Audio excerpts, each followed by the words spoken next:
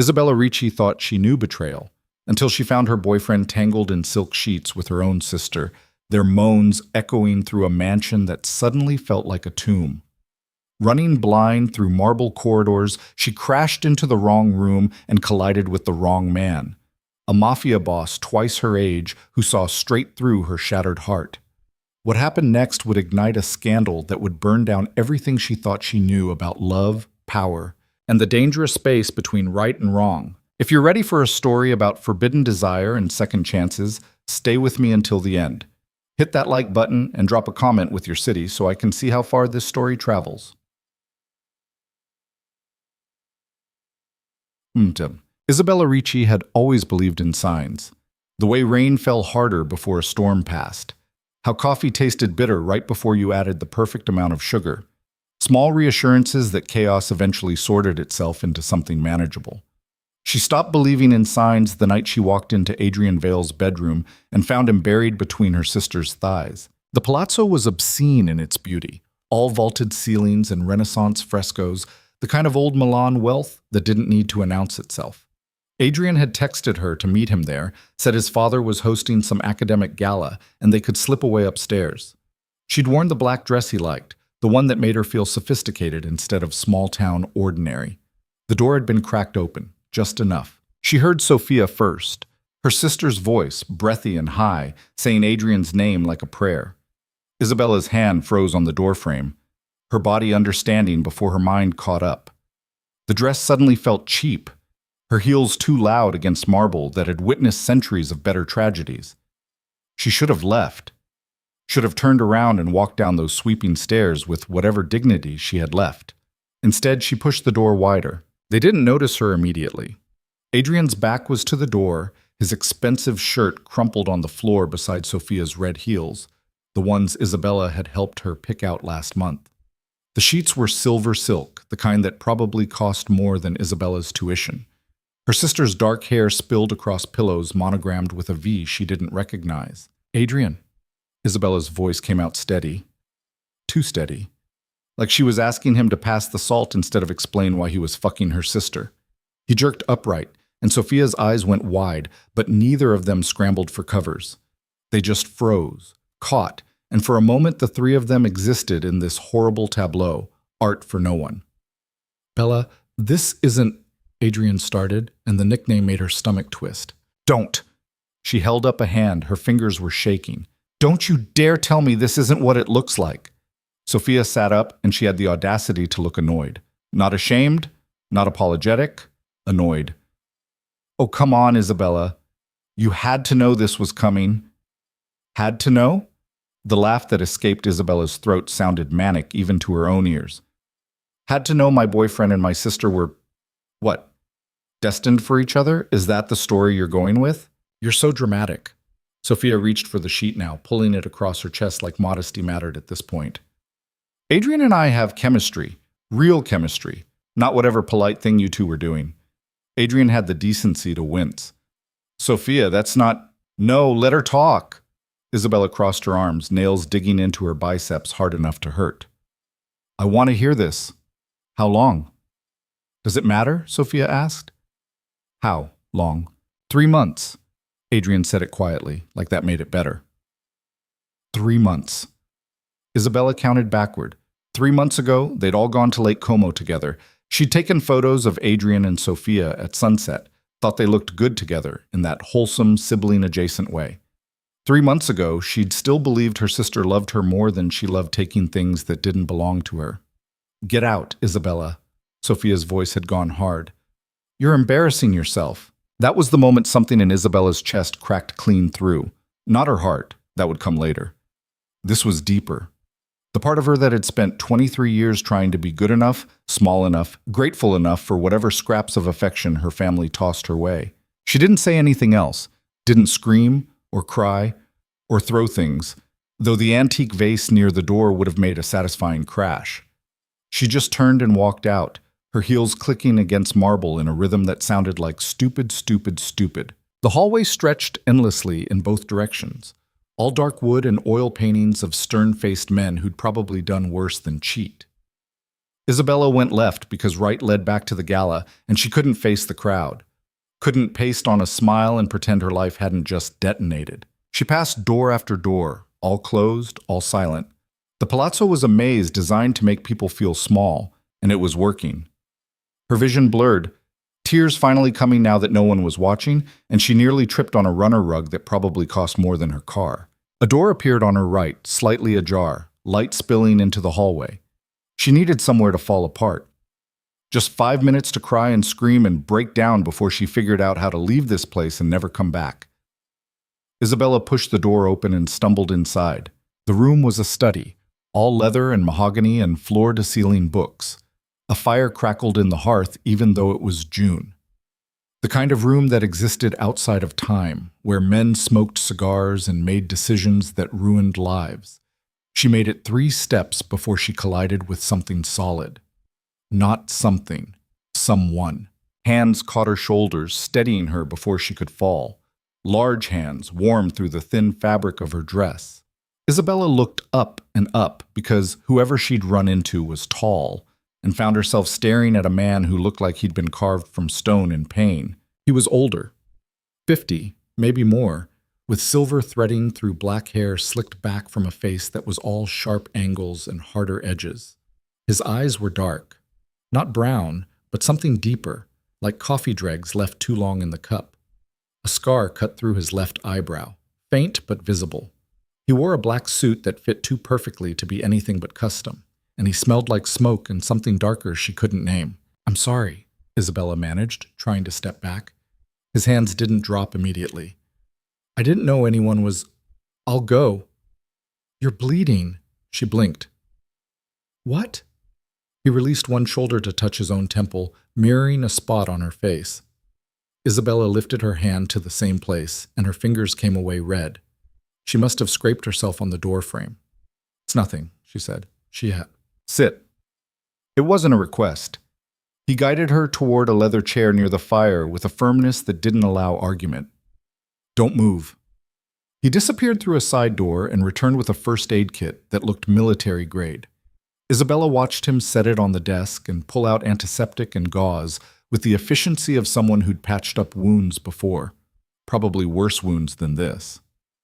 "This will sting," he said, kneeling in front of her. She wanted to say she could do it herself, but the fight had drained out of her in that bedroom upstairs. So she sat still while this stranger dabbed antiseptic against her temple with surprising gentleness. His face was close enough that she could see the faint lines around his eyes, the shadow of stubble along his jaw. "What's your name?" His voice was low, accented. Italian, but not quite. Something that had been sanded down by time or distance. "Isabella." "Isabella." He said it correctly, the vowels soft and musical instead of the sharp American way people usually butchered it. "Beautiful name." "It doesn't feel very beautiful right now." The corner of his mouth twitched, not quite a smile. "Bad night?" A laugh burst out of her, borderline hysterical. "You could say that." He applied a small bandage to her temple, his fingers careful. "Do you want to talk about it?" "Not particularly." She studied him while he worked. "What about you? Hiding from the party?" "Something like that." He sat back on his heels, examining his work. "I don't do well with crowds." "Then why host a gala in your house?" His eyes met hers, and something flickered in them. Amusement, maybe, or assessment. "What makes you think this is my house?" The monogram on the sheets upstairs. V for Vale. She gestured vaguely. "Plus, you moved through this room like you own it." Observant. He stood, gathering the first aid supplies. "And clever. Dangerous combination." "I'm really not." Isabella slumped in the chair, exhaustion crashing over her. "If I was clever, I wouldn't have been stupid enough to believe someone like Adrian Vale could actually love someone like me." The man went very still. "Adrian. Yeah, your son, I'm guessing, based on the last name and the fact that you're in his house." Isabella closed her eyes. "Don't worry. I won't be a problem. I'm done with him. Done with all of it." The silence stretched long enough that she opened her eyes. The man was watching her with an intensity that made her skin prickle, like he was reading words written beneath her skin. "What did he do?"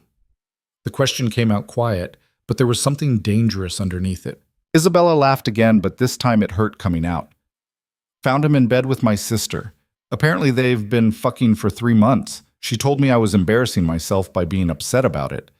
She wiped at her eyes, mascara probably streaking down her face. So yeah, bad night. The man's jaw tightened, a muscle jumping beneath the skin. He set the first aid kit down with careful precision, like he was restraining himself from throwing it. I should go, Isabella said, pushing to her feet. The room swayed slightly. Thank you for... Stay. She blinked at him. What? The party will run another 2 hours at least. You don't want to navigate through there right now. He moved to a cabinet and pulled out a bottle of amber liquid and 2 glasses. Sit, drink. Wait until you can leave without an audience. It was the kindness in the command that broke her. This stranger, this man who'd found her bleeding and crying and offered her antiseptic and whiskey instead of judgment. Isabella sank back into the chair and accepted the glass he handed her. The whiskey burned going down, but it was the good kind of burn, the kind that reminded you that you could still feel things. Thank you, she whispered. He sat in the chair across from her, his own glass cradled in long fingers. For what it's worth, my son is an idiot. Most men are. Fair enough. He took a drink, his eyes never leaving her face. But sleeping with your girlfriend's sister, that's a special kind of stupid. Maybe I just wasn't enough. The words slipped out before she could stop them. Sophia's always been prettier, more confident, more everything. Stop! Isabella's head snapped up at the sharp command in his voice. Don't do that, he said, his voice dropping back to that dangerous quiet. Don't make yourself smaller to excuse their cruelty. Your sister betrayed you because she's selfish. My son betrayed you because he's weak. That has nothing to do with what you are or aren't. Tears burned hot behind Isabella's eyes. You don't even know me. I know enough. He leaned forward, elbows on his knees. I know you walked away instead of setting the room on fire, which shows more restraint than most people would have.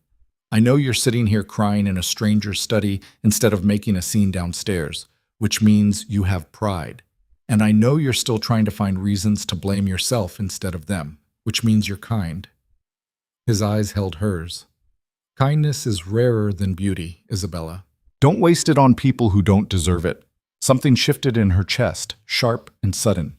This man who didn't know her, who owed her nothing, was looking at her like she mattered, like she was more than just the girl who wasn't enough. What's your name? She asked. He hesitated, just for a moment. Vincenzo. Vincenzo. She tested the name, rolling it around her mouth. That's very Italian. I'm very Italian. But you live in Milan and host galas, so you must be respectable. Another almost smile. Respectable is a flexible term. They sat in silence for a while, the fire popping and hissing. Isabella felt the whiskey settling into her blood, warm and numbing. She should feel worse than this. Should be sobbing or screaming or plotting revenge. Instead, she felt oddly calm, like she'd survived a car crash and was waiting to find out which bones were broken. Can I ask you something? Vincenzo's voice pulled her back. Sure. Why did you love him? The question surprised her. Not what happened, not how do you feel, but why? Isabella turned her glass in her hands, watching amber liquid catch the firelight. I'm not sure I did, she admitted. Love him, I mean. I love the idea of him, of being the girl someone like Adrian chose. He's handsome and charming and rich, and when he asked me out, it felt like I'd won something. She laughed softly. Turns out the prize was just pretty wrapping. Most things are. What about you? Isabella looked at him over the rim of her glass. Have you ever loved anyone? The shift in his expression was subtle but unmistakable. A door slamming shut behind his eyes. Once. What happened? She died. He said it simply, brutally. Long time ago. I'm sorry. He shrugged, but the movement was stiff. We all carry our ghosts. Isabella wanted to ask more, but the look on his face told her the subject was closed. So she sat back and sipped her whiskey and listened to the fire crackle, while somewhere below people laughed and drank and had no idea her entire life had just collapsed. You should eat something, Vincenzo said eventually. Whiskey on an empty stomach is a bad idea. Speaking from experience? Always. He called down to the kitchen, apparently via an actual phone on the desk, not an intercom, which felt appropriately old world. And 20 minutes later, a staff member appeared with a tray of food. Small sandwiches, fruit, cheese, the kind of elegant finger food that probably had a French name. Isabella ate because he watched her until she did, and despite everything, she was starving. The food was good, better than good. She tried not to think about how Adrian had probably planned to feed her something similar after they'd snuck away, before she'd found him balls deep in her sister. Better? Vincenzo asked. A little. She wiped her mouth with a napkin that felt like silk. Thank you for this. For all of it. You didn't have to be kind to a stranger who crashed into your study. Maybe I wanted to be. Their eyes met, and something hummed in the air between them. Something Isabella didn't have a name for, but it made her skin feel too tight and her pulse pick up in her throat. She looked away first. I should probably go find a cab or something. I'll have my driver take you home. You don't have to. I want to. He stood, pulling out his phone. Where do you live? Isabella gave him the address of her tiny apartment in a part of Milan that definitely didn't have monogrammed sheets or Renaissance frescoes. He made a call in rapid Italian, his voice taking on an authoritative edge that suggested people didn't argue with him often. When he hung up, he looked at her. 10 minutes. They stood there, suddenly awkward, in the way people get when they've shared too much too fast. Isabella smoothed down her dress, hyper-aware that her makeup was probably destroyed and her hair was a mess. Thank you again, she said, for the whiskey and the honesty and…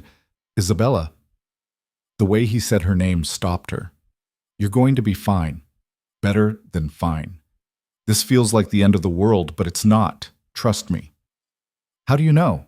He smiled then, a real smile that transformed his face from stone to something almost warm. Because you're stronger than you think. I can see it in you. The words settled into her chest and nested there, warm and solid. She wanted to ask how he could possibly know that, but his phone buzzed and he glanced down. Car's here. He moved to the door, opened it. Come on, I'll walk you down. They navigated the palazzo in silence, taking back staircases that avoided the gala. Isabella caught glimpses of the party through open doors. Women in couture gowns, men in tuxedos, champagne towers catching candlelight. A world she'd thought she'd been entering with Adrian. A world that clearly didn't want her. The driver was waiting by a black sedan that probably cost more than Isabella would make in a decade. Vincenzo opened the door for her himself, and as she slid into leather seats, he leaned down. Take care of yourself, Isabella Ricci. How did you…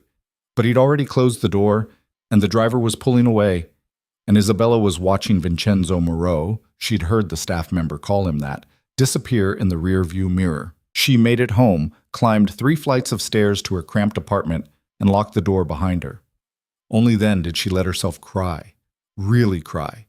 The kind of sobbing that came from somewhere deep and primal, that left her gasping on the bathroom floor with mascara-stained cheeks and a pain in her chest that felt permanent. Her phone buzzed with messages. Adrian calling, Sophia texting. She blocked them both and turned off her phone and lay in bed staring at the ceiling until dawn crept through the curtains. When Monday morning came, Isabella dragged herself to campus on 3 hours of sleep and spite. She had a morning lecture on Renaissance literature that she couldn't afford to miss, even if the thought of sitting in a classroom pretending to care about Petrarch made her want to scream. The lecture hall was already half full when she arrived. Isabella chose a seat in the back, slumped down, and pulled out her notebook. Around her, students chatted and laughed, living their normal lives where their sisters didn't fuck their boyfriends in silk sheets. Did you hear we have a new professor?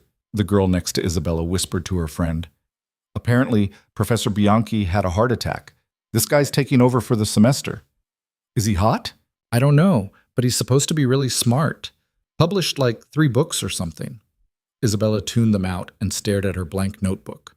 She'd written Adrian's name in the margin last week, doodling little hearts like a teenager. She scratched it out until the paper tore. The room quieted suddenly. That shift in energy that meant someone important had entered. Isabella didn't look up, didn't care. Whoever the new professor was, he could talk about Dante or Boccaccio or whoever, and she'd take notes and pass the class, and that would be enough. Good morning. The voice was low, accented, familiar in a way that made Isabella's head snap up so fast her neck cracked. Vincenzo Moreau stood at the front of the lecture hall, dressed in charcoal slacks and a black shirt with the sleeves rolled to his elbows. No tie, no jacket.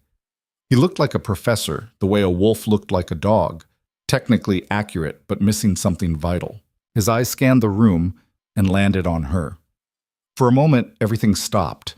The air, her heart, time itself. His expression didn't change, but something flickered in those dark eyes. Recognition, surprise, something else she couldn't name. "My name is Professor Moreau," he said, his gaze sliding away from her to address the class. "I'll be teaching this course for the remainder of the semester. I don't tolerate tardiness, I don't accept late work, and I expect you to actually do the readings instead of skimming spark notes." He picked up a piece of chalk and wrote his name on the board in sharp, efficient letters. "If you have a problem with any of that, there's the door." No one moved. "Good." He turned back to face them. "Let's begin." Isabella sat frozen in her seat, her mind racing. This wasn't possible. This man who'd given her whiskey and kindness and called his son an idiot, was her professor? Adrian's father was teaching her class? The universe had a sick sense of humor. Vincenzo, Professor Moreau now, she supposed, launched into a lecture on Petrarch's sonnets with an intensity that made it impossible to look away. He didn't read from notes or click through slides. He just talked, pacing the front of the room like a caged animal, dissecting poetry with surgical precision. Petrarch wrote about Laura for decades, he said, but he never touched her, never spoke to her beyond pleasantries. His entire body of work is based on longing for something he couldn't have. He stopped pacing and looked directly at the class. "What does that tell us about desire?" A student in the front raised her hand. "That it's strongest when it's unfulfilled?" "Maybe." Vincenzo's eyes drifted to Isabella's again, just for a second. "Or maybe it tells us that we're all in love with ghosts, with ideas of people instead of the messy reality." The lecture hall felt too warm suddenly. Isabella wanted to leave, to run, but that would draw attention. So she sat there and took notes she wouldn't remember and tried not to think about the way Vincenzo's voice wrapped around Italian verses like he was tasting them. When the class finally ended, students filed out slowly, some lingering to ask questions. Isabella gathered her things and headed for the door, keeping her head down. "Miss Ricci." She froze. Slowly, she turned. The lecture hall had emptied except for the two of them. Vincenzo stood by the desk, his hands in his pockets, watching her with that same unreadable expression. "Yes, Professor?" Her voice came out steadier than she felt. "A word, please." She walked down the steps, her legs feeling wooden. When she reached the front, they stood there in silence, the air between them crackling with everything unsaid. "This is unexpected," he said finally. "You're telling me." Isabella crossed her arms. "Did you know? When I told you about Adrian?" "No." He ran a hand through his hair, a gesture that made him look almost human. "I knew he was seeing someone named Isabella, but he never brought you around, never mentioned your last name." Of course he didn't. The bitterness in her voice surprised even her. "I wasn't the kind of girlfriend you introduced to your family." Vincenzo's jaw tightened. "That's not... It's fine," she cut him off. "It doesn't matter anymore. I'll transfer to a different section if that makes this easier." "Don't." The command hung in the air between them. "Don't transfer," he said, his voice quieter now. "You have as much right to be in this class as anyone else. What happened between you and Adrian has nothing to do with your education." "But you're his father." "I'm aware." Something dark crossed his face. "Believe me, I had words with him about Saturday night." Isabella blinked. "You did?" "I don't tolerate that kind of cruelty, even from my own son." He stepped closer, and Isabella caught that scent again. Smoke and something darker. "Especially from my own son." They were standing too close now, close enough that she could see the exact shade of his eyes, darker than coffee, almost black, close enough to feel the heat radiating off him. "This is inappropriate," she whispered. "I know. You're my professor. I know. And you're his father. I know." Vincenzo's voice dropped even lower. "I know all the reasons this is wrong, Isabella. I've been listing them since Saturday night. But knowing something and feeling it are different things." Her breath caught. "What are you saying?" He pulled back suddenly, putting professional distance between them. The shift was so abrupt it felt like cold water. I'm saying that you're a student in my class, and I will treat you accordingly. No favoritism, no special consideration, and no more private conversations unless they're about coursework. It felt like a slap and a relief at the same time. Understood, Isabella said. Good. He turned away, gathering papers from the desk. You can go. She should have left. Should have walked out and pretended the last 5 minutes hadn't happened. Instead, she heard herself say, Professor Moreau? He looked up. Thank you for Saturday night. It helped. His expression softened just for a moment. I'm glad. Isabella left the lecture hall and didn't look back. Over the next 2 weeks, Isabella learned that Vincenzo Moreau was exactly the kind of professor who made students either love or hate academia. He was brilliant and ruthless, demanding excellence and accepting nothing less. His lectures were intense, his assignments brutal, his grading harsh. He treated Isabella exactly like every other student. No acknowledgement of Saturday night, no lingering looks or special attention. She was just another face in the class, and somehow that hurt worse than she wanted to admit. But she also started to notice things. The way he paced when he was passionate about a topic. How he'd pause mid-sentence to find exactly the right word, his brow furrowing in concentration. The rare moments when a student said something insightful and his whole face would light up with genuine pleasure. And sometimes, not often, but sometimes she'd catch him looking at her, just for a second before his gaze moved on, professional and distant. But in that second, she'd see the man from the study, the one who'd called her kind and strong and told her she'd be fine. She wanted to hate him for the distance, for pretending nothing had happened. But she understood it too. He was protecting them both from something that could destroy her academically and him professionally. Understanding didn't make it easier. Isabella threw herself into her coursework with manic energy. If she couldn't have whatever this thing was with Vincenzo, she could at least prove she belonged in his class. Her papers got sharper, her analysis deeper. She stayed after lectures sometimes, asking questions that had nothing to do with wanting to be near him and everything to do with actually wanting to understand Dante's ninth circle. Or so she told herself. Adrian tried to talk to her twice, once in the hallway between classes and once when he showed up at her apartment. She ignored him the first time and slammed the door in his face the second. Sophia sent a single text, "We should talk," that Isabella deleted without responding. She was done with both of them. Done with people who thought kindness was weakness and love was a game you won by cheating. 3 weeks into the semester, Vincenzo assigned them a major paper on courtly love. 20 pages analyzing the concept across at least 3 different works. Isabella chose Petrarch, Dante, and Boccaccio, and dove into research like she was drowning and books were air. She was in the library at midnight on a Thursday when Vincenzo found her. The library closes in 30 minutes, he said from behind her. Isabella jumped, knocking over a stack of books. Jesus Christ. Just me. He bent to help her gather the scattered volumes. What are you still doing here? Working on your impossible paper. She snatched a book from his hand, maybe a little too aggressively. It's not impossible, it's challenging. Semantics.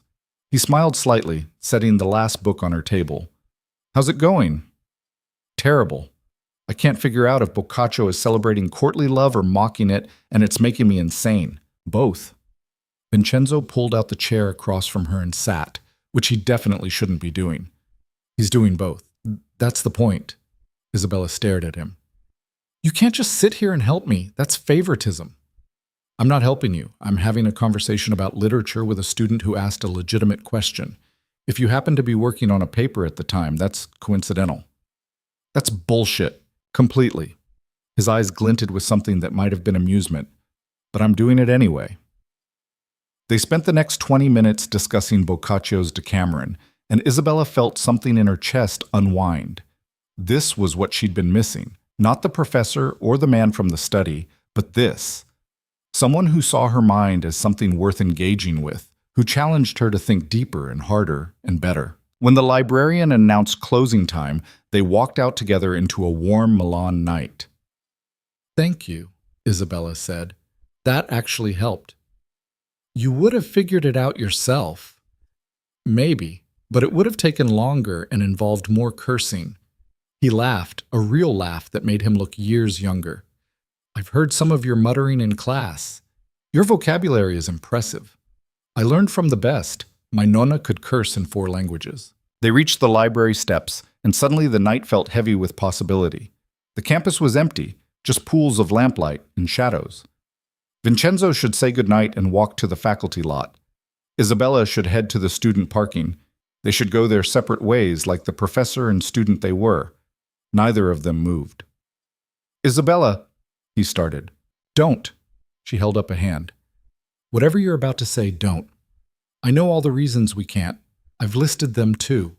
You don't need to remind me. That's not what I was going to say. Then what? He stepped closer, and her breath caught. I was going to say that you're remarkable, that watching you engage with these texts, seeing your mind work, it's the best part of my week. And I know I can't say that. I know I shouldn't feel it, but I'm tired of pretending I don't. The words hung between them, dangerous and honest. You're my professor, Isabella whispered. I know. This can't happen. I know. But neither of them moved away. The space between them hummed with tension, with everything they weren't saying, weren't doing. Isabella could feel her heartbeat in her throat, could see the pulse jumping in Vincenzo's neck. I should go, she said. Yes. You're not moving. Neither are you. A car drove past, headlights sweeping across them, and the spell broke. Vincenzo stepped back first, shoving his hands in his pockets like he didn't trust himself. Good night, Isabella. Good night, Professor Moreau. She walked to her car on shaking legs and didn't let herself look back until she was pulling out of the lot. In her rearview mirror, she could see him still standing there, a dark figure against darker shadows, watching her leave. The thing about forbidden territory was that the first step across the line was always the hardest. After that, the ground felt less foreign, more familiar, dangerous in its comfort. Isabella told herself she wasn't doing anything wrong. She was just a dedicated student who stayed after class to ask thoughtful questions. That her heart rate spiked when Vincenzo answered had nothing to do with how his voice dropped lower when they were alone, or how his eyes tracked her movements like he was memorizing them. It was academic, professional, a lie they both pretended to believe. The 4th week of the semester brought midterms and a heat wave that made the old lecture hall feel like a kiln. Students wilted in their seats, fanning themselves with notebooks. Vincenzo taught in shirt sleeves, his forearms distracting enough that Isabella missed half his lecture on Dante's Paradiso. She stayed after class again, her 3rd time that week. You're going to make the other students think I'm playing favorites, Vincenzo said, without looking up from his desk. Are you? No. He signed something with sharp strokes. You ask better questions than they do. It's not favoritism if it's earned. Isabella perched on the edge of a desk in the front row. I think you just like arguing with me. That too. He finally looked at her, and there it was again, that spark of something that had nothing to do with pedagogy. Your midterm was excellent, by the way. You already graded them? I don't sleep much. He pulled her exam from a stack and held it out. An A, with notes in the margins written in precise handwriting. Your analysis of the courtly love paradox was particularly strong. Isabella took the paper, trying not to notice how their fingers brushed. Thanks to a midnight conversation with a professor who definitely wasn't helping me. Coincidental educational exchange. Right. She scanned his notes, genuine pleasure warming her chest. He'd engaged with her arguments, challenged some points, praised others. This was what good teaching looked like.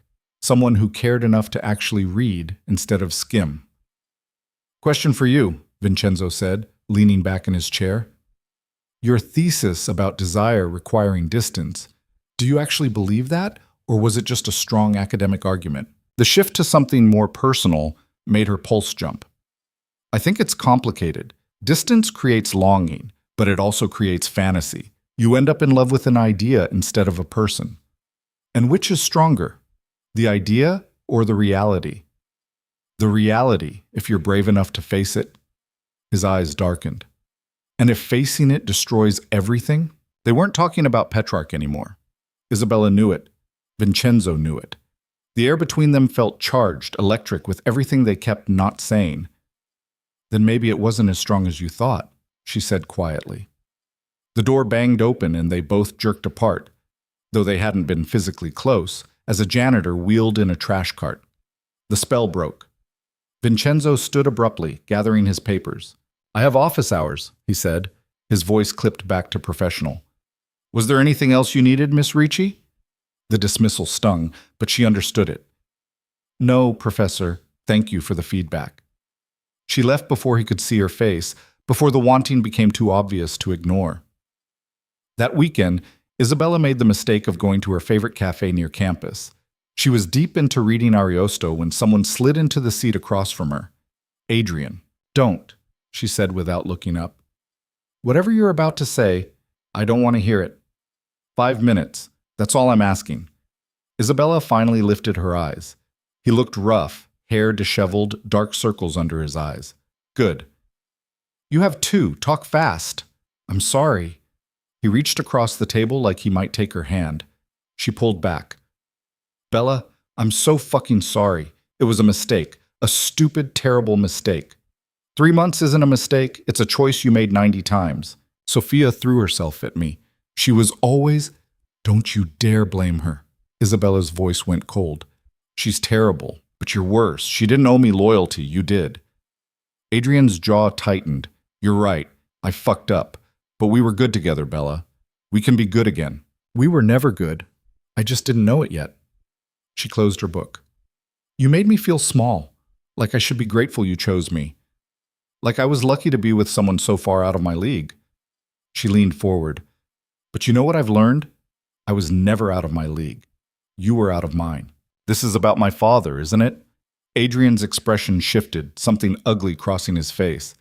"I heard you're his new star student. Staying after class, asking special questions. That didn't take long." Isabella stood so fast her chair scraped. "Go fuck yourself, Adrian, and stay away from me." She left her coffee and her book and walked out into afternoon sun that felt too bright. Her hands were shaking, not from Adrian but from the accusation in his voice. Like he knew. Like he could see the things she and Vincenzo were dancing around. She needed to stop. Needed to transfer classes or drop the course or do something before this became the disaster it was racing toward. Instead, she showed up to Monday's lecture early and sat in the front row. Vincenzo's eyes found hers the moment he walked in. Something flickered across his face. Surprise? Pleasure? Resignation. He looked away quickly and started class with a lecture on Orlando Furioso that was so passionate, so alive, that Isabella forgot to breathe. He was talking about love and madness, about how the two were inseparable in Renaissance literature, and his voice carried weight like he was speaking from experience. "Orlando goes mad because he cannot have Angelica," Vincenzo said, pacing. "But was he ever really in love with her, or with the idea of her, with the quest itself?" He stopped, his gaze sweeping the room. "Sometimes the pursuit becomes more real than the prize. Sometimes we convince ourselves we want something because we can't have it, not because it would actually make us happy." A student raised her hand. "So love is just delusion?" "Not delusion. Transformation." Vincenzo's eyes cut to Isabella for just a second. "Love changes you. Real love. It shows you parts of yourself you didn't know existed. And sometimes that's terrifying because once you see those parts, you can't unknow them." Isabella's pen stilled on her notebook. She wasn't writing anymore, just watching him, caught in the gravity of his words. After class, she didn't wait for him to call her name. She just walked down to his desk while other students filed out. "That was intense," she said. "Ariosto tends to be." He was gathering papers, not looking at her. "Did you have a question about the reading?" "Adrian confronted me this weekend." Vincenzo's hand stopped. "Did he hurt you?" "No, just said some things." She crossed her arms. "He implied that I'm sleeping with you to get good grades." Christ. Vincenzo's voice went hard. "Isabella, I told him to fuck off. But he's going to talk. You know that, right? People are going to notice I'm always here after class. Then stop coming." The words landed like a slap. Isabella took a step back. "Fine. That's not what I..." He dragged a hand through his hair, frustration bleeding through his control. "I'm trying to protect you. If people start talking, it's your reputation that suffers. Your academic career. What about yours? I've survived worse than campus gossip." His laugh was bitter. "But you haven't. You're 23 and brilliant, and you have your whole future ahead of you. I won't let my son's bitterness or my own— He cut himself off. Your own what? Nothing. He turned away. Go, Isabella. Don't come back unless it's about coursework. She wanted to scream at him, wanted to grab his shoulders and shake him and demand he finish that sentence. Instead, she picked up her bag and left, her throat tight with words she couldn't say. She lasted 4 days. 4 days of sitting in the back row and not raising her hand and pretending she didn't see the way Vincenzo's lectures lost some of their fire. 4 days of burying herself in other classes and trying to convince herself this was better. On the 5th day, she cracked. It was raining, the kind of vicious autumn storm that turned Milan streets into rivers. Isabella had forgotten her umbrella and was soaked by the time she reached the humanities building. She looked like a drowned cat, mascara probably running, her thin jacket plastered to her skin. She went to the lecture hall anyway. Vincenzo was already there, writing on the board. He turned when he heard the door and his eyes widened. You're soaked. It's raining. I noticed. He grabbed his jacket from the chair and crossed to her. Here. I'm fine. You're shivering. He draped the jacket over her shoulders anyway. It was warm from his body and smelled like him, smoke and coffee and something woodsy she couldn't place. Why didn't you wait it out? I didn't want to be late. Class doesn't start for 20 minutes. They stood there, too close again, his jacket around her shoulders like an intimacy. Water dripped from Isabella's hair onto the floor between them.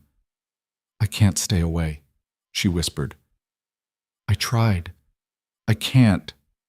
Vincenzo's jaw tightened. You have to. Why? Because your son is a jealous asshole? Because people might talk? She pushed wet hair out of her face. I don't care about any of that. You should. This could destroy you. So could a lot of things. At least this one would be my choice. You don't know what you're choosing. His voice dropped, dangerous and raw. I'm not a good man, Isabella. I've done things that would make you run if you knew. I've hurt people, destroyed lives. I'm not the professor who gives interesting lectures. I'm— What? A former mafia boss? She said it like a joke, but his expression didn't change. The air went cold. Oh my God, you're serious. Was. He said it flatly. I was. Past tense. But the past doesn't stay buried as neatly as people think. Isabella should have been scared, should have stepped back, given him his jacket, and walked out. Instead, she felt something settle into place. All the little things that hadn't quite added up, the scar through his eyebrow, the way he moved like violence was a second language, the palazzo with its guards and security. Is that why you became a professor? She asked. Penance? Something like that. He looked away. I wanted to do something that mattered, something clean. And then I crashed into your study covered in blood and tears. Then you crashed into my study. His eyes found hers again. And I haven't been able to stop thinking about you since. The confession hung between them, heavy and inevitable. Rain hammered against the windows. The lecture hall felt like its own world, separate from rules and consequences. I think about you too, Isabella said. All the time. The way you talk about literature like it's alive. The way you challenged me to think deeper. The way you looked at me that night like I was worth something. You are worth something. Everything. Then stop pushing me away. I'm trying to do the right thing. Maybe the right thing is letting me decide what I want. She stepped closer, close enough to see gold flecks in his dark eyes. I'm not a child, Vincenzo. I'm an adult who knows exactly what this is and what it could cost, and I'm choosing it anyway. His control cracked. She saw it happen, saw the moment he stopped fighting. He reached up and cupped her face with one large hand, his thumb brushing her cheekbone. This is such a bad idea, he murmured. The worst, she agreed. He kissed her. It wasn't gentle or tentative. It was weeks of restraint breaking all at once, desperate and consuming. Isabella grabbed his shirt and pulled him closer, and he backed her against the desk, his hands in her wet hair. She tasted coffee on his tongue, felt the roughness of stubble against her palm when she touched his jaw. This was nothing like kissing Adrian, nothing like the polite, performative affection she'd mistaken for love. This was fire and ruin, and the kind of wanting that rewrote your definition of the word. Vincenzo pulled back, breathing hard. We can't do this here. I know. Someone could walk in. I know. But neither of them moved. He pressed his forehead to hers, his hands still tangled in her hair. Come to dinner with me, he said. Tonight, somewhere far from campus where no one will see us. Yes. This is still a terrible idea. I don't care. He kissed her again, softer this time, and Isabella felt something in her chest crack open. Not breaking, blooming. They pulled apart when voices echoed down the hallway. Vincenzo stepped back, adjusting his shirt, his controls slamming back into place. Isabella finger-combed her hair and tried to look like a student who hadn't just made out with her professor. Other students started filtering in. Vincenzo returned to his desk, all business. Isabella took a seat, front row, and caught the look he gave her. Heat and promise, and something that looked almost like fear. Class was torture. Every word out of his mouth felt layered with double meaning. Every time he looked at her, she remembered the taste of his mouth. When he asked her a question about Tasso, she answered coherently enough, but barely. After, when the room emptied, he wrote an address on a piece of paper and slid it across the desk. 8 o'clock. Don't be late. Wouldn't dream of it. His mouth curved. Wear something nice, but not too nice. We're going somewhere quiet. You're very demanding for someone who just admitted this is a bad idea. I contain multitudes. Isabella laughed and took the paper, their fingers brushing. The contact felt electric. See you tonight, Professor. Vincenzo, he corrected. Outside of class, I'm just Vincenzo. She liked the sound of it in his voice, rough and intimate. See you tonight, Vincenzo. Isabella went home and panicked. She stood in front of her closet for 20 minutes trying to decode nice but not too nice before settling on a simple black dress that made her feel elegant instead of trying too hard. She did her makeup carefully, dried her hair until it fell in soft waves, and tried not to think about what she was doing. Dating her professor. Adrian's father, a man with a past that probably involved actual corpses. She should cancel, should text him some excuse and pretend this afternoon had never happened. Instead, she put on her good heels and called a cab. The address led to a restaurant tucked in a neighborhood Isabella had never visited. Small, intimate, the kind of place that didn't advertise because it didn't need to. Vincenzo was waiting outside, and the sight of him in a dark suit stole her breath. You're early, he said. So are you. Didn't want you waiting alone. He offered his arm. Shall we? Inside, the hostess greeted Vincenzo by name and led them to a corner table that felt private, separate from the handful of other diners. Candles flickered between them. Wine appeared without being ordered. You come here often? Isabella asked. When I need to disappear. He poured wine into her glass. No one from campus comes here. We're safe. The word safe felt loaded, like they were spies or criminals instead of two people having dinner. But maybe that's what they were. People doing something forbidden, dangerous, worth hiding. Tell me about your life before teaching, Isabella said.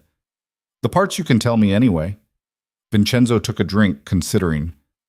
I was born in Sicily. My father ran certain businesses there. I was supposed to follow in his footsteps. And you did. For a long time, yes. His voice was carefully neutral. I was good at it. Too good. And then I met someone who made me want to be better. Your wife. He nodded. Elena. She was a lawyer, ridiculously idealistic, completely wrong for me. We fought constantly. But she saw something in me worth saving. His fingers tightened on his glass. She died in a car accident 12 years ago. The brakes had been cut. Message meant for me. Isabella's throat closed. I'm so sorry. After that I left. Walked away from everything. Reinvented myself as an academic. He smiled without humor. Turns out I'm good at analyzing violence in literature when you've committed plenty of your own. Do you regret it? The life you had? Every day. But I can't undo it, can only try to be different now. He looked at her across the table. Which is why this, you and me, scares the hell out of me. I don't want to be another mistake you regret. You're not a mistake. You can't know that yet. Maybe not. Isabella reached across and laid her hand over his. But I want to find out. His hand turned, fingers lacing through hers. The touch felt monumental, deliberate. They sat like that while dinner arrived. Food Isabella barely tasted because she was too aware of his thumb stroking circles on her palm. They talked about everything except the obvious. Books they loved, places they'd traveled, Small stupid things like favorite foods and childhood memories. Vincenzo told her about learning to cook from his grandmother. Isabella admitted she couldn't make pasta to save her life. Tragic, he said. I'll have to teach you. Is that a promise or a threat? Both. The ease between them felt surreal, like they'd been doing this for years instead of hours. When dessert came, tiramisu they shared from one plate, Isabella realized she was happy. Genuinely, stupidly happy in a way she hadn't been in months. What are you thinking? Vincenzo asked. That this is the best date I've ever had. The bar must be low. You'd be surprised. She took another bite, let the espresso-soaked cake dissolve on her tongue. Adrian took me to expensive places, but never anywhere that felt like this, like he actually wanted to know me instead of impress me. He's an idiot. You've mentioned. Vincenzo's expression turned serious. I need you to understand something. If we do this, really do this, it's going to get ugly. People will talk. The university will have opinions. My son will make your life hell. I know. And it might not work. We might crash and burn in spectacular fashion. I know that too. Isabella set down her fork. But I'm tired of living small, of making myself smaller so other people feel comfortable. This is a mistake, at least it's mine. He studied her for a long moment, and she felt seen in a way that was almost uncomfortable, like he was reading all her scars and secrets and deciding if they were worth the trouble. You're remarkable, he said finally. You know that? You've mentioned that too. Worth repeating. They left the restaurant near midnight, stepping into cool air that tasted like rain. Vincenzo had called his driver, and they stood waiting, the silence between them comfortable now. I should get you home, he said. I know. But when the car arrived, neither of them moved. Vincenzo turned to face her, his hand coming up to cup her cheek. One more rule, he said quietly. At school, we're professor and student, professional, distant. I won't risk your academic reputation. Agreed. But here, he kissed her, slow and thorough. Here, you're mine. The possessiveness in his voice should have scared her. Instead, it made heat pool low in her stomach. Yours. Good. He pulled back. Now get in the car before I do something really stupid. Isabella slid into the back seat and Vincenzo gave the driver her address. They didn't touch during the ride. Too visible, too risky, but the air between them hummed with awareness. When they reached her building, Vincenzo walked her to the door like they were living in a different era. Good night, Isabella. Good night, Vincenzo. She watched the car pull away before climbing the stairs to her apartment.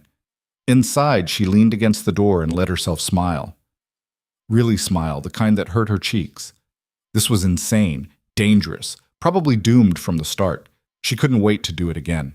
They managed to keep the secret for 3 weeks. 3 weeks of careful performance in the lecture hall, where Vincenzo called on Isabella no more or less than any other student. 3 weeks of stolen dinners in quiet corners of the city, where they talked until restaurants closed around them. 3 weeks of learning each other in fragments, his coffee order, her hatred of mornings, the scar on his ribs from a knife fight he didn't elaborate on, the way she twisted her hair when she was thinking. Isabella had never been good at compartmentalizing, but she learned. At school, she was professional, focused, just another student taking notes.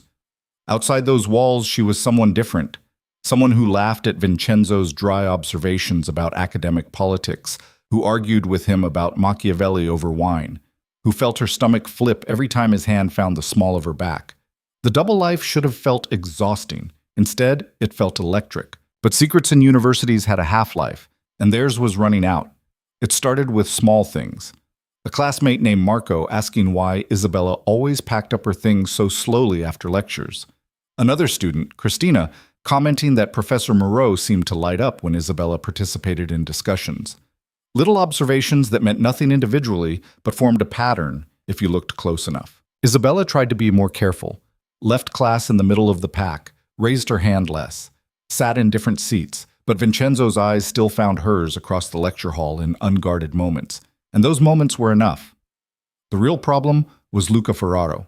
Luca was a graduate student who worked as a teaching assistant for the department, all slicked back hair, an expensive watch, and the kind of arrogance that came from family money. He'd asked Isabella out twice in the first month of the semester. She'd declined politely both times, but he'd taken it as a challenge rather than an answer. He cornered her after Vincenzo's class on a Tuesday, blocking her path in the hallway. "You're always rushing off," Luca said, smile not quite reaching his eyes. "Got somewhere better to be?" "Library."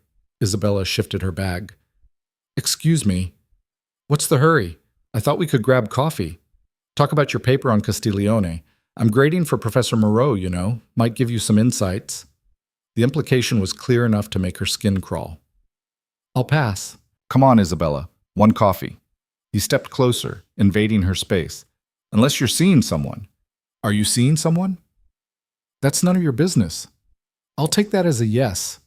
His eyes narrowed. "Anyone I know?" "Luca, move." "Interesting. You know, people are starting to talk about you and Miss Ricci." Vincenzo's voice cut through the hallway like a blade. He stood a few feet away, expression neutral, but his posture radiating tension. "I need to speak with you about your last paper. My office. Now." Luca stepped back, but his smirk said he'd gotten exactly what he wanted. "Of course, Professor. Wouldn't want to interrupt academic business." Isabella followed Vincenzo to his office, her heart hammering. He didn't speak until the door was closed and locked. "What did he say to you?" Vincenzo's voice was too calm. "Nothing important. He was just being pushy about coffee." "He's been watching you. Watching us." Vincenzo crossed to the window, his back to her. "I've noticed him paying attention during lectures. The way he looks at you." "So what? Let him look." "You don't understand." He turned, and she saw something dark in his expression. "Men like that, they collect information like ammunition. If he suspects something, he'll use it. Then we'll be more careful." "We're already careful. It's not enough." He ran a hand through his hair, frustration bleeding through. "Maybe we should stop, before this becomes the disaster it's heading toward." The words hit like cold water. "You want to end this." "I want to protect you." "By leaving?" Isabella laughed, bitter. "That's not protection. That's cowardice. Call it whatever you want." His voice hardened. "I've seen what happens when powerful men decide to destroy someone. I won't let that happen to you. You don't get to make that choice for me." She crossed to him, angry now. "I'm not some fragile thing you need to shield. I knew what this was when we started. I chose it anyway." "You were choosing the idea of it, not the reality. Stop telling me what I was choosing." Her hands fisted at her sides. "You don't get to decide what I can handle. You don't get to pull away the second things get complicated and pretend it's for my own good." "Isabella's, no. You told me you were done running from things, done hiding, but the first sign of trouble and you want to run from this. From me." Her voice cracked. "If you want to end it because you don't want me anymore, fine. Be honest. But don't hide behind protecting me." The silence stretched taut between them. Vincenzo stared at her like she'd struck him. "Don't want you anymore," he repeated quietly. "You think that's the problem?" "I don't know what to think. You're shutting me out." He closed the distance between them in 2 strides and kissed her hard, desperate, his hands framing her face. Isabella grabbed his shirt and kissed him back just as fiercely, pouring every ounce of frustration and fear into it. When they broke apart, both breathing hard, Vincenzo pressed his forehead to hers. "I think about you constantly, he said, voice rough. "You're the first thing I think about when I wake up and the last thing before I sleep. When you walk into my classroom, everything else disappears. So no, not wanting you is not the fucking problem." "Then what is?" "I'm terrified." The admission came out raw. "I'm terrified of what I feel for you, of what it could cost you, of turning into the kind of man who ruins good things because he's too selfish to let them go." Isabella pulled back enough to look at him. "You're not ruining me. You're the first person who's made me feel like I'm worth something more than being convenient or pretty or quiet. You're worth everything. Then trust me." She took his hand, laced their fingers together. "Trust that I know what I'm risking. Trust that I'm strong enough to handle it." He studied her face, searching for something. Whatever he found made his expression soften. "You're going to destroy me, Isabella Ricci." "Good. We'll destroy each other." He kissed her again, slower this time, and she felt the decision settle into place. They weren't stopping, weren't running. Whatever came next, they'd face it together. But the universe had a sense of timing, and theirs was about to run out. 2 days later, Isabella was having lunch in the campus cafe when her phone buzzed. Unknown number. She almost ignored it, but something made her answer. Isabella Ricci? The voice was female, crisp, professional. Yes? This is Dean Caruso's office. The dean would like to see you this afternoon at 3. Are you available? Isabella's stomach dropped. Can I ask what this is about? The dean will discuss that with you. 3 o'clock in the administration building. Don't be late. The line went dead. Isabella sat there, coffee going cold in her hand, trying to breathe. This could be anything, scholarship stuff, some administrative issue. It didn't have to be about Vincenzo. Except she knew. The way you know when the other shoe is about to drop. She texted Vincenzo. Got called to Dean's office. 3 p.m. today. His response came fast. Don't go alone. I'll be there. You can't. That makes it look worse. I don't care. I'm not letting you face this by yourself. At 2:50, Isabella stood outside Dean Caruso's office, trying to keep her hands from shaking. The door opened and Vincenzo emerged from the stairwell, dressed in a suit that made him look every inch the distinguished professor. You came, she said. Of course I came. He stopped a professional distance away, but his eyes were worried. Whatever happens in there, tell the truth. Don't lie to protect me. Vincenzo, promise me. Your future matters more than mine. Before she could respond, the door opened and Dean Caruso's assistant gestured them in. The dean sat behind a massive desk, a woman in her 60s with steel-gray hair and eyes that missed nothing. Miss Ricci, Professor Moreau. She gestured to chairs. Please sit. They sat. Isabella kept her spine straight, hands folded in her lap. I'll be direct, Dean Caruso said. I've received a complaint regarding your relationship. A relationship that, if true, violates several university policies on faculty-student fraternization. There it was, the axe falling. Who filed the complaint? Vincenzo asked, voice controlled. That's confidential, but the allegations are serious. That you, Professor Moreau, have been engaged in a romantic and potentially sexual relationship with a student currently enrolled in your course. She looked at Isabella. Is this true, Miss Ricci? Isabella's mouth went dry. She could lie, could say it was all a misunderstanding, just a student and professor having academic discussions. Protect them both. But Vincenzo's words echoed in her head. Tell the truth. Yes, she said quietly. It's true. Dean Caruso's expression didn't change, but something flickered in her eyes. And you, Professor Moreau? Yes. His voice was steady. We've been seeing each other outside of class for approximately 3 weeks. Did this relationship begin before or after Miss Ricci enrolled in your course? After, Vincenzo said. We met at a social event before the semester started, but nothing happened until several weeks into the term. That's still a violation. The dean folded her hands. You understand the power dynamic at play here, the ethical issues? I do. Vincenzo leaned forward. Which is why I've been scrupulous about keeping our personal relationship separate from academics. Miss Ricci's grades are based solely on the quality of her work. I've never shown her favoritism. That's not how it looks from the outside. Dean Caruso pulled out a file. I have statements from other students claiming Miss Ricci receives special attention, that she stays after class frequently, that you seem more engaged when she participates. Because she asks better questions, Vincenzo said. Because she does the actual reading instead of skimming summaries. If that's favoritism, then I'm guilty of rewarding students who give a damn about learning. Professor Moreau, your personal feelings are clouding your judgment. The dean's voice sharpened. This is exactly why these policies exist. To protect students from professors who can't separate personal from professional. I haven't been pressured or coerced, Isabella interjected. Everything between us has been consensual. I pursued him as much as he pursued me. That's irrelevant. The power imbalance exists regardless of who initiated contact. Dean Caruso looked at them both. Here's what's going to happen. Professor Moreau, you're suspended pending a full investigation. Miss Ricci, you'll be transferred to another section of the course, effective immediately. That's not fair, Isabella said. He hasn't done anything wrong. He violated university policy. That's quite clearly wrong. The dean's expression softened slightly. Miss Ricci, I understand this feels harsh, but these rules protect students, even when you don't think you need protecting. I'm 23 years old. I don't need the university deciding what relationships I can have. As long as you're a student here, yes, you do. Dean Caruso stood, signaling the meeting was over.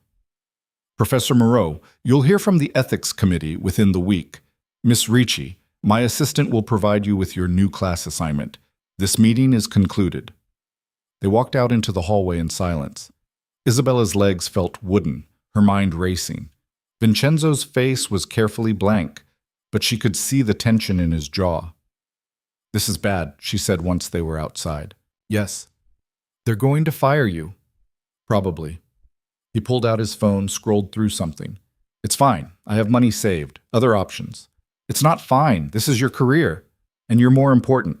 He finally looked at her, and the raw emotion in his eyes made her chest ache. I meant what I said in there. I'd do it all again. Even knowing it would end like this? Especially knowing. He touched her face briefly, a gesture too intimate for the middle of campus, but neither of them cared anymore.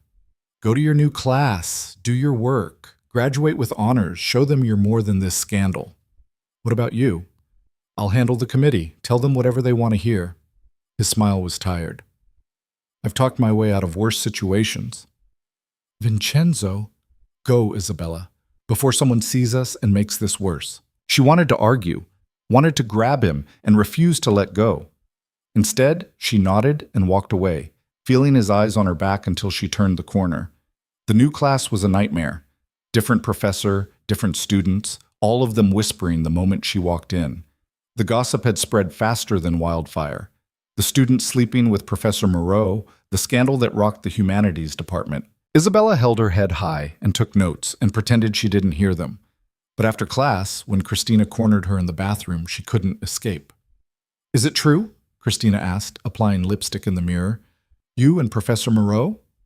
Does it matter? Everyone's talking about it. Luca Ferraro filed the complaint, you know, said he was protecting the integrity of the department. She smirked. Of course, everyone knows he's just pissed you wouldn't sleep with him. Isabella's hands clenched. Luca filed it?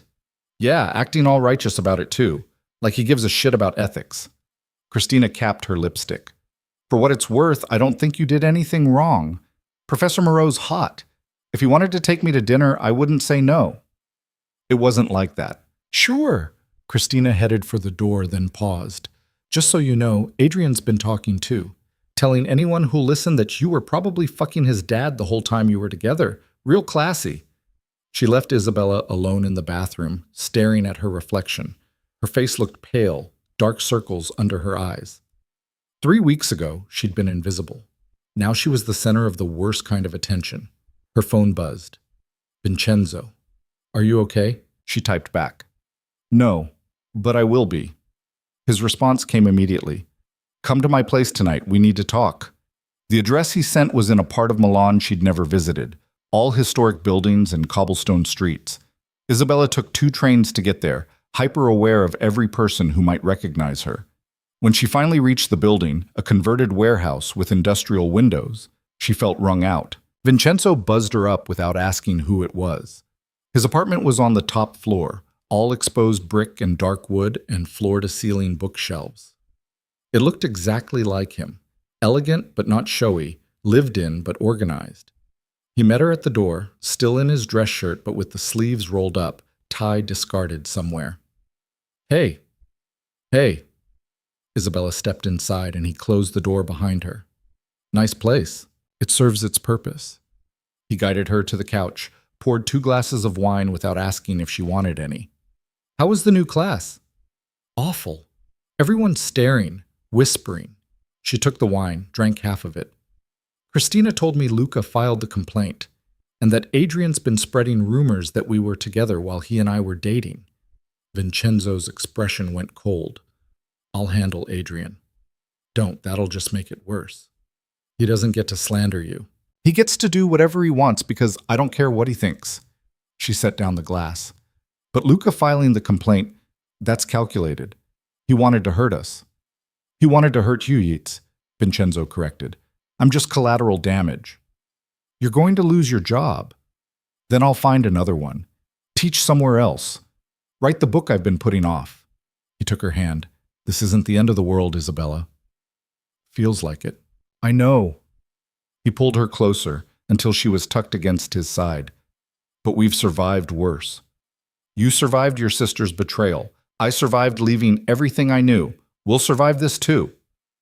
Isabella leaned into him, breathing in smoke and coffee and safety. I'm scared. Me too. They sat like that while the sun set outside, painting the apartment in shades of orange and gold.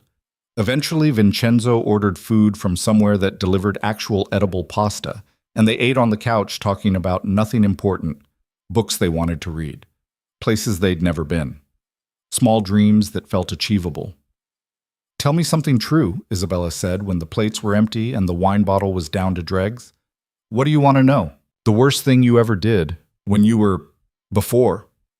Vincenzo was quiet for a long time. You sure you want to hear that? Yes. He took a breath. There was a man, rival family. He'd been skimming profits, thought he was clever enough to hide it. My father wanted him dealt with quietly, but I was young and angry and wanted to make a statement.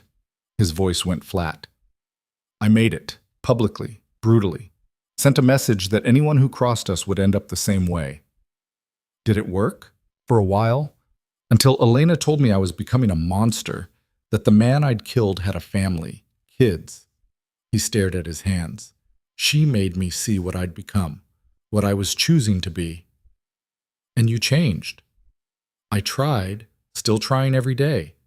He looked at her. Does that scare you, knowing what I'm capable of? Isabella considered it honestly.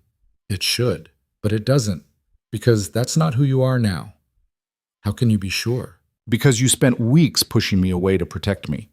Because you teach literature like it matters. Because you looked at a crying girl in your study and gave her kindness instead of using her vulnerability. She touched his face. People don't change completely, but you change the parts that matter. He kissed her then, deep and slow, and she tasted gratitude mixed with something fiercer. When they broke apart, his voice was rough. Stay tonight. Okay, I mean stay, not just for sex. Stay and sleep here and let me wake up with you tomorrow. Okay, she said again. They moved to his bedroom, a space as spare and organized as the rest of the apartment. Vincenzo found her one of his shirts to sleep in, and she changed in the bathroom, brushing her teeth with a spare toothbrush he produced from a drawer. When she came back, he was already in bed, reading something on his phone. He looked up and smiled, the expression transforming his face. Come here. Isabella slid under the covers, and he pulled her close, her back to his chest. His arm wrapped around her waist, solid and warm. This okay? He murmured against her hair. Perfect. They lay like that in comfortable silence. Isabella felt the tension of the day finally draining away, replaced by bone-deep exhaustion. Thank you, she whispered. For what? For not running. For fighting for this even when it got hard. His arm tightened around her. Always. She fell asleep to the rhythm of his breathing, feeling safer than she had in weeks. The ethics committee hearing happened 4 days later. Vincenzo wouldn't let Isabella attend, but he texted her updates throughout. They were asking questions, reviewing his grade records, interviewing students. The decision came the next afternoon. Professor Vincenzo Moreau was terminated, effective immediately, for violation of university ethics policies regarding faculty-student relationships. The official statement was professionally worded and completely devastating. Isabella read it on her phone in the middle of the library and had to lock herself in a bathroom stall to cry. This was her fault. He'd lost everything because of her. Her phone rang. Vincenzo. Did you see? She asked. Yeah. I'm so sorry. This is all my fault. Stop. It's not your fault. It's mine. I knew the rules and I broke them anyway. His voice was calm, too calm. Because you were worth breaking them for. What are you going to do? I have some calls to make, colleagues at other universities. There's a position in Florence that might work. He paused. I need to tell you something about the complaint. What about it? It wasn't just Luca. Adrian co-signed it, gave a statement saying he'd suspected us from the beginning, that he'd witnessed inappropriate behavior. Isabella's vision went red. That lying piece of shit. He's angry, jealous, doesn't matter why. Vincenzo sighed. But there's more. Someone else has been asking questions. A man named Marco De Luca. Used to work for the family I left behind. Ice slid down her spine. What does he want? Me. Or more specifically, leverage over me. Word got out that I was teaching, living clean. Some people back home didn't like that. Saw it as weakness. His voice tightened.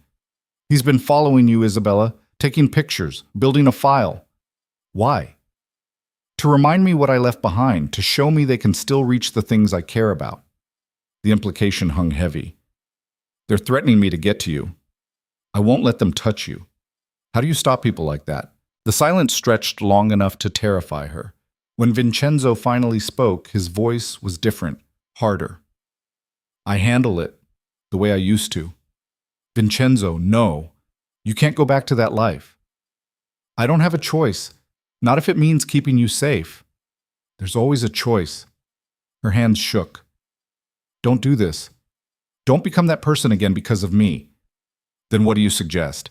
I wait for them to hurt you, use you as a message? We go to the police and tell them what?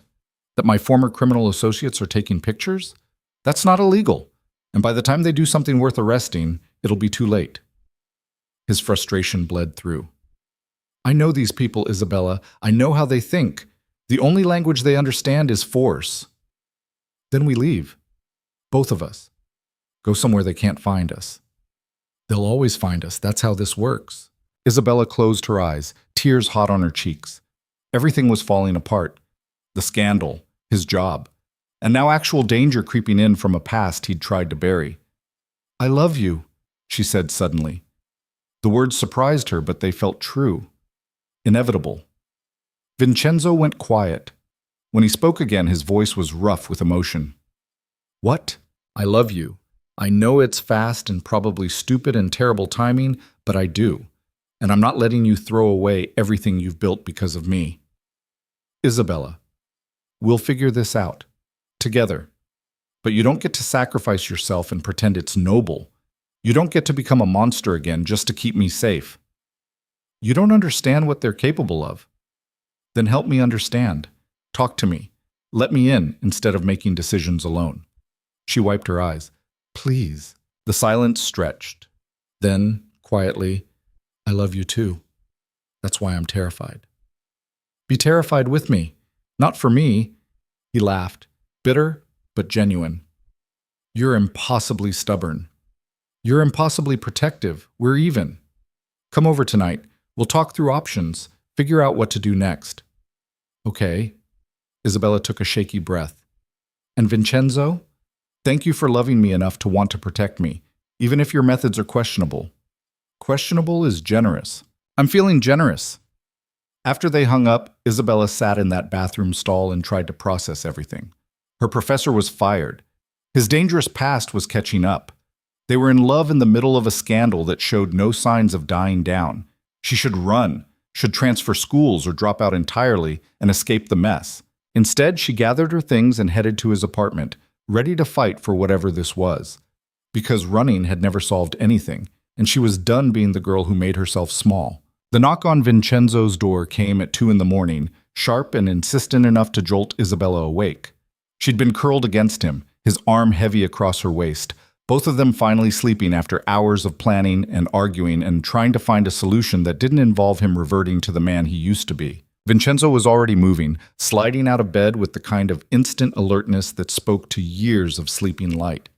He grabbed his phone, checked the security camera feed, and his expression went cold. Stay here, he said quietly. Who is it? Someone I need to deal with. He pulled on jeans and a shirt, his movements efficient. Lock the bedroom door behind me. Don't come out until I tell you it's safe. Vincenzo. Please, Isabella. Trust me. The knock came again, harder this time. Vincenzo left the bedroom and she heard the front door open, voices speaking rapid Italian too low for her to make out. She locked the door like he'd asked, her heart hammering, and pressed her ear against the wood. 2 male voices. One was Vincenzo, controlled but with an edge she hadn't heard before. The other was unfamiliar, smooth and dangerous like oil over water. You've been careless, Vincenzo. The stranger's voice carried now, deliberately louder. Building a nice little life, playing professor, fucking students. Very domesticated. What do you want, Marco? Just checking in, making sure you remember where you came from, who you are. A pause. Who owns you? I don't belong to anyone anymore. Marco laughed, cold and sharp. You really believe that? You think you can just walk away? Start over like the last 30 years didn't happen? I paid my debts. I'm out. No one's ever out. You know that better than anyone. Footsteps, like Marco was pacing. But I'm not here about old business. I'm here about new complications. See, some people are concerned about your situation, the scandal, the girl. They think it makes you vulnerable, unstable. Tell them I'm handling it. Are you? Because from where I'm standing, you're making amateur mistakes, getting attached. That was always your weakness, Vincenzo. Elena taught you to feel things, and look where that got her. The sound that came from Vincenzo was barely human. Careful. Or what? You'll hurt me? We both know you won't. You've gone soft. More footsteps. But let's talk about your new pet. Isabella Ricci, 23, literature student, estranged from her family, lives alone in that shithole apartment in the Loreto district, jogs every Tuesday and Thursday morning, takes the same route every time. Isabella's blood went ice cold. You've made your point, Vincenzo said, and there was something lethal underneath the calm now. Leave her out of this. I'm just saying accidents happen, especially to young women who jog alone in the early morning. Would be a shame if something happened to your pretty student. The crash was sudden and violent. Isabella jerked back from the door, her whole body shaking. She heard struggling, furniture scraping, the heavy sound of bodies hitting walls. You threaten her again. Vincenzo's voice was unrecognizable, pure violence wrapped in words. And I will gut you like I gutted Santoro. Remember him? Remember how long it took him to die? There's the real Vincenzo. Marco sounded pleased despite what must have been a hand around his throat. Nice to see he's still in there. Get out of my home. Tell your bosses I'm retired and staying that way. But if any of you touch Isabella, if you so much as breathe near her, I'll burn everything down. And this time, I won't care who gets caught in the fire. Big talk from a man who, whatever Marco was about to say, cut off with a choked sound. Then the front door opened and slammed, and silence fell heavy and thick. Isabella waited, barely breathing, until Vincenzo's voice came from the other side of the bedroom door. It's safe. You can come out. She unlocked the door and found him standing in the living room, his knuckles bleeding, breathing hard. The coffee table was overturned, a lamp shattered on the floor. He looked at her and something cracked in his expression. I'm sorry, you shouldn't have heard that. Isabella crossed to him and took his damaged hands in hers, examining the split skin. Who was he? Someone from before, someone I thought I'd left behind. Vincenzo let her guide him to the couch, sitting heavily. They know about you. They've been watching you. I heard. She went to the bathroom, found the first aid kit, and came back to clean his knuckles. The domesticity of it felt surreal given what had just happened. He threatened to kill me. He won't get the chance. Because you threatened to kill him first? She dabbed antiseptic on the cuts, watching him wince. That's not a solution, Vincenzo. That's a cycle.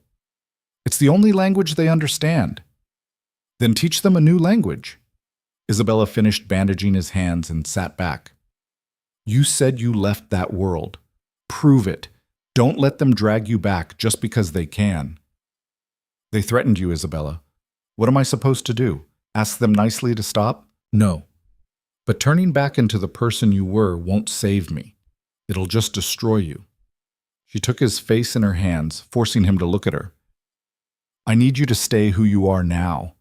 The man who teaches literature and drinks too much coffee and argues with me about Petrarch.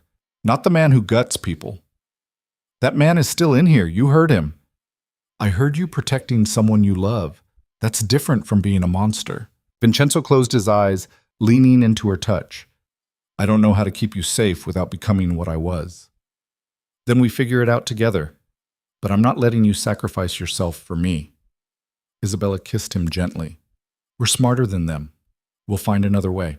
They spent the rest of the night talking through options. Vincenzo had contacts, people who owed him favors from his old life. He could call them in, create enough pressure that Marco and his bosses would back off. It wasn't clean and it wasn't without risk, but it was better than open warfare. By the time dawn crept through the windows, they had the skeleton of a plan. Vincenzo would make calls, arrange meetings, use the political capital he'd built over decades to buy them breathing room. It would take time and finesse, but it might work. And if it doesn't, Isabella asked, then we run. Leave Italy entirely, start over somewhere they can't follow. You'd do that? Leave everything? I've done it before. He pulled her closer on the couch, her head on his shoulder. And you're worth more than everything I'd be leaving behind. Isabella wanted to believe him, wanted to trust that love could triumph over violence and history. But the image of his bloodied knuckles, the sound of Marco's threats, kept playing in her head. She went to class that morning because staying home felt like admitting defeat. The new professor was fine, competent, but uninspiring. Isabella took notes mechanically and tried not to think about how different everything had been just a week ago. After class, Christina fell into step beside her in the hallway. You look like shit. Thanks. That's helpful. I'm serious. When's the last time you slept? Christina studied her. Is it that bad? With Professor Moreau? Isabella stopped walking. Why do you care? Because everyone's being awful to you and someone should at least pretend to give a damn. Christina shrugged. Also because Luca's been bragging about getting Moreau fired and it's gross. Someone needed to take him down a peg. What did you do? Just let it slip to the department head that Luca's been sleeping with a freshman in his study group. Quid pro quo for grade improvements. Christina smiled sweetly. Academic ethics matter after all. Despite everything, Isabella laughed. You're terrible. I prefer strategic. They started walking again. For real though, are you okay? Not even a little bit. Is Moreau worth it? All this mess? Isabella thought about Vincenzo's hands cleaning her temple that first night, the way he looked at her like she mattered, how he'd threatened to burn the world down to keep her safe. Yeah, he is.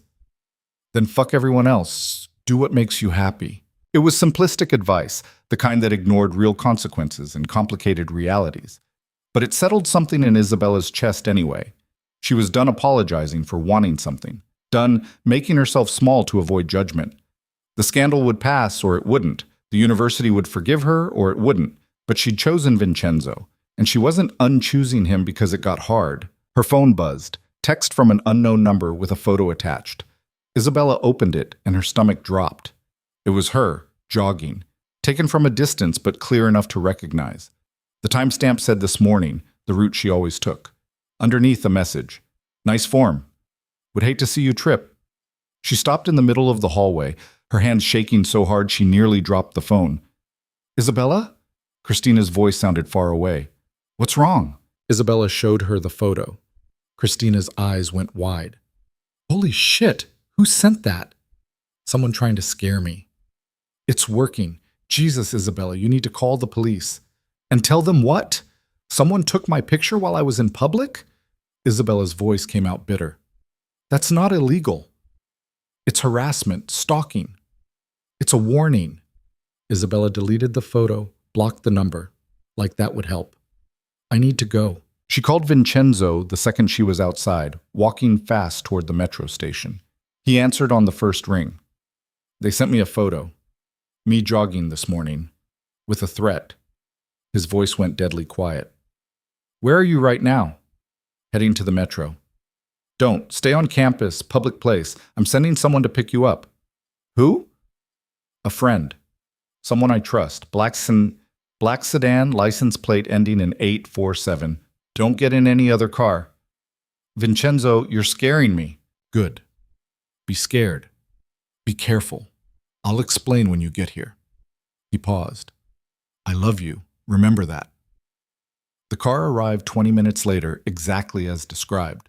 The driver was a woman in her 40s with sharp eyes and efficient movements. She didn't introduce herself, just opened the back door and waited for Isabella to get in.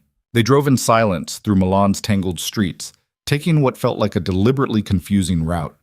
Isabella tried to track where they were going but lost the thread after the third unexpected turn. Finally, they pulled up to a building Isabella didn't recognize, all sleek glass and modern architecture. The driver led her inside through a lobby with security that waved them through, and up to a penthouse apartment that looked like it belonged in a magazine. Vincenzo was waiting, and he wasn't alone. Two men sat on the leather couch, both in expensive suits, both carrying themselves like violence was a second language. They stood when Isabella entered. "This is Isabella," Vincenzo said. "Isabella, this is Matteo and Giovanni, old associates." The girlfriend, the older one, Matteo, said in accented English. He had gray hair and a scar that bisected his left eyebrow. "Pretty. I see why you're making stupid decisions." "Matteo," Vincenzo warned. "What?" "I'm stating facts." Matteo gestured to the couch. "Sit, girl. We're figuring out how to keep you breathing." Isabella sat, her spine stiff. "Who are you people?" "Friends of Vincenzo from his previous career," Giovanni said. He was younger, maybe mid-30s, with the kind of good looks that probably opened doors. "We're here to help with your Marco problem." "I didn't know I had a Marco problem until yesterday." "You didn't. Then you fell in love with our dear Vincenzo and inherited all his problems." Giovanni's smile didn't reach his eyes. "Congratulations." "Enough," Vincenzo said. He sat next to Isabella, his thigh pressed against hers. "They're here because they can help. Marco works for the Rossini family. Matteo has leverage over Carlo Rossini." "What kind of leverage?" Isabella asked. "Bella. The kind that makes people disappear if it becomes public," Matteo said pleasantly. "Carlo's been very careful to keep certain indiscretions quiet. I've been very careful to document them." "Blackmail." "Insurance," Matteo corrected. "And in this case, insurance that will convince Carlo to call off his dog. Marco stops watching you, stops threatening you, goes back to whatever hole he crawled out of." Isabella looked at Vincenzo. "And the cost?" "A favor. Someday, something they need, I provide." His expression was tight. "It's how this world works." "I thought you were out of this world." "I was. But they pulled me back in the moment they threatened you." He took her hand. "I know what I'm trading. I know what this means, but keeping you safe is worth the price." "Vincenzo, it's already done. I called them last night after Marco left. The deal's in place." He squeezed her hand. "All you need to do is stay alert. Don't jog alone. Change your route. Keep your phone on. And trust that this will work." Isabella wanted to argue, wanted to tell him this was wrong, that going back to his old contacts and old ways would only drag him deeper into the life he'd escaped. But looking at his face, at the determination and fear mixed together, she knew he'd made his choice. So she nodded. "Okay, I trust you." Matteo stood, buttoning his jacket. "Good girl, smart." He looked at Vincenzo. "We'll handle Carlo. You handle keeping your woman safe until this blows over." "I will." "And Vincenzo?" Matteo's expression softened slightly. "Elena would be proud. You choosing love over revenge. That's growth." After they left, Isabella and Vincenzo sat in silence. The apartment felt too big, too empty. She leaned against him and felt the tension vibrating through his body. "Tell me about Elena," she said quietly. "Why?" "Because she's part of you, part of why you are who you are." Isabella shifted to look at him. "And because I want to understand." Vincenzo was quiet for a long moment. When he spoke, his voice carried old pain. She was fierce, brilliant, completely unafraid of me even when she should have been. We met when she was prosecuting one of my associates. I went to intimidate her into dropping the case. He smiled without humor. She laughed in my face. Told me if I wanted to threaten her, at least have the decency to buy her dinner first. "So you did." "So I did." And she spent 2 hours telling me exactly what kind of man I was. Every terrible thing I'd done, every life I'd destroyed. She had files, evidence, names. His hands flexed. And then she said she could see something better in me, if I was brave enough to become it. "She changed you." She tried. I was still deep in the life when we married, still making choices that hurt people. But she never stopped pushing, never stopped believing I could be different. His voice cracked. And then she died because of who I was. Because someone wanted to hurt me, and she was the easiest target. Isabella's throat tightened. "I'm sorry. I couldn't save her. Couldn't protect her even though I had all the power, all the resources." He looked at Isabella, and his eyes were haunted. I won't make that mistake again. I won't lose someone else I love because I was too proud or too stupid to do what needed to be done. I'm not Elena, I know. But you're just as important. More maybe, because you chose me knowing what I was. She tried to fix me. You accepted me broken. He cupped her face. I will keep you safe, Isabella. Whatever it costs. Even if it costs you? Especially then. She kissed him, tasting salt and desperation and love too big to fit in words. When they broke apart, she pressed her forehead to his. We're going to be okay, she whispered. Promise me something. What? If this goes wrong? If Marco or someone else comes for you and I'm not there, you run. You don't try to be brave or fight back. You just run, and you keep running until you're safe. Vincenzo, promise me. Isabella wanted to refuse, wanted to say she'd stand and fight, that she wouldn't leave him, but the look in his eyes told her this was important, necessary. I promise. The next week passed in careful tension. Vincenzo hired a security service to watch Isabella's apartment. She varied her schedule, took different routes to campus, stopped jogging entirely. No more photos appeared, no more threats. But the waiting felt like standing on a frozen lake, waiting for the ice to crack. Classes continued. The scandal didn't die so much as calcify into accepted fact. People still whispered, but the sharp edge of interest had dulled. Isabella was no longer the shocking new story, but yesterday's drama, and that was almost worse. Being forgotten felt like erasure. Adrian tried to talk to her one more time, cornering her outside the library. She'd tried to walk past him, but he grabbed her arm. Let go, she said, her voice cold. Just listen, please. His face was haggard, dark circles under his eyes. I'm sorry for everything, for Sophia, for filing the complaint, for being a jealous asshole. Great. Apology noted. Now let go. Are you really with him? My father? The question came out broken.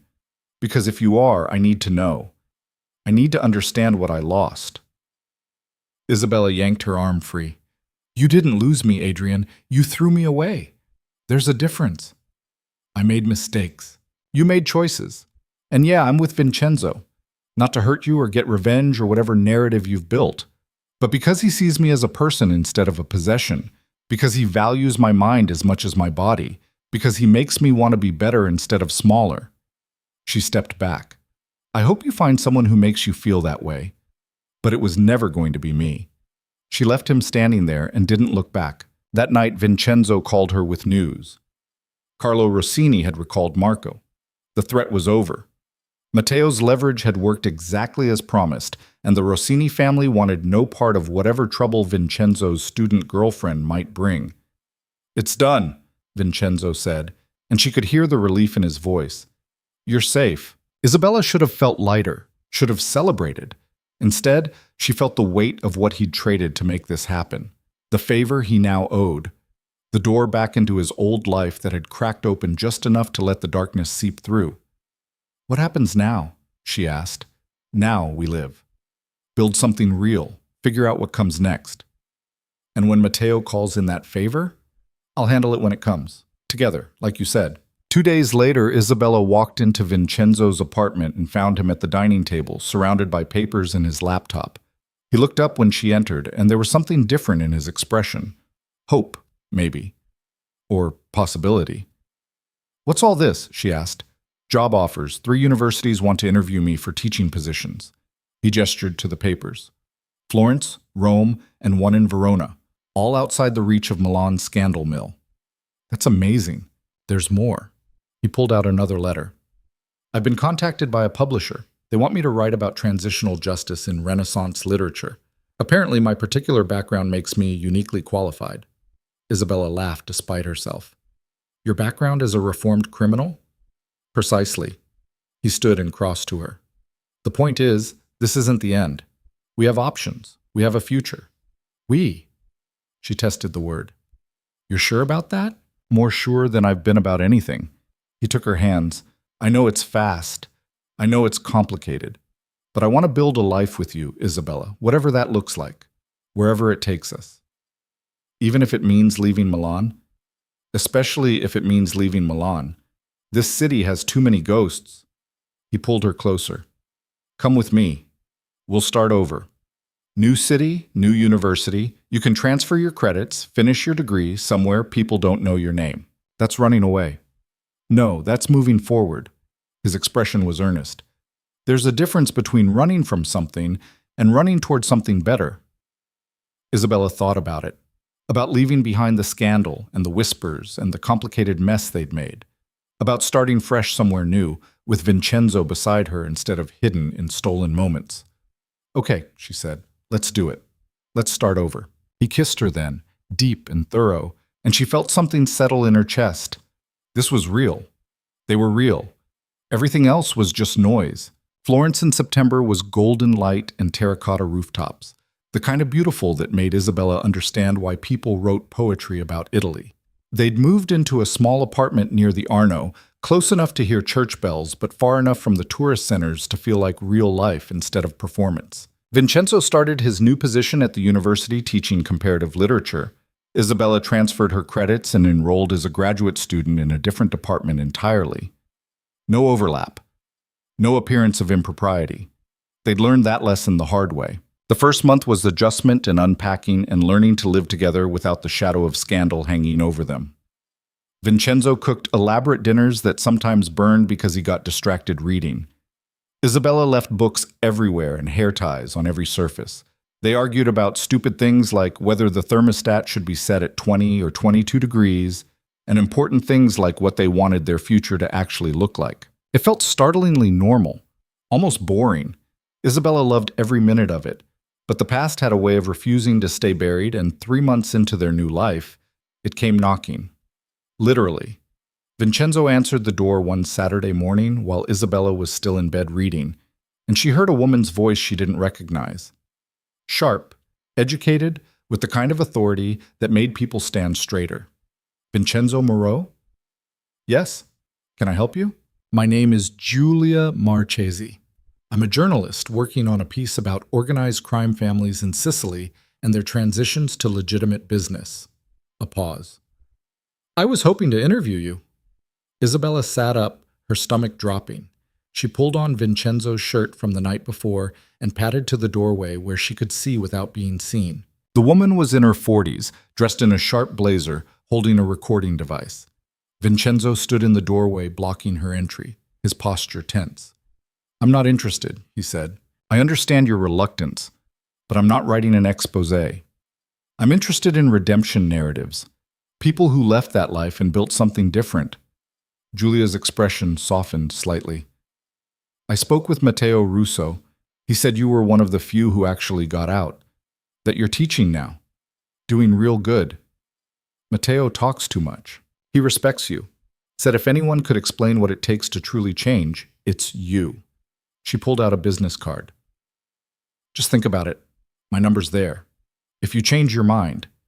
Vincenzo took the card, his face unreadable. I won't, but thank you for your interest. He closed the door and stood there for a moment, staring at the card in his hand. Isabella came out from the hallway. You going to call her? She asked. No. He tossed the card on the table. Nothing good comes from digging up the past. But the card stayed on the table, and Isabella caught Vincenzo looking at it more than once over the next week. On Thursday, she came home from class to find him on the phone, speaking in low tones. He hung up when she entered. That was Giulia, he said. I agreed to meet with her, just to talk. No commitment to the interview. Why? He was quiet for a moment, staring out the window at Florence's skyline. Because maybe she's right. Maybe if I talk about it, about what it took to leave, to change, maybe it helps someone else, gives them a roadmap. Or it opens you up to judgment, backlash, people who think you don't deserve redemption. I probably don't. He turned to face her. But I'm tired of hiding who I was, of pretending I sprang fully formed as a literature professor with no history. Elena used to say that secrets only have power if you're afraid of them. Maybe it's time to stop being afraid. Isabella crossed to him and took his hands. Then I'll come with you, to the interview, if you want. You don't have to do that. I know, but we're in this together, remember? All of it, even the scary parts. The interview happened in a cafe near the university, neutral territory. Julia set up her recorder and notebook while Vincenzo ordered espresso with shaking hands. Isabella sat beside him, her presence a quiet anchor. "Let's start with the basics," Julia said.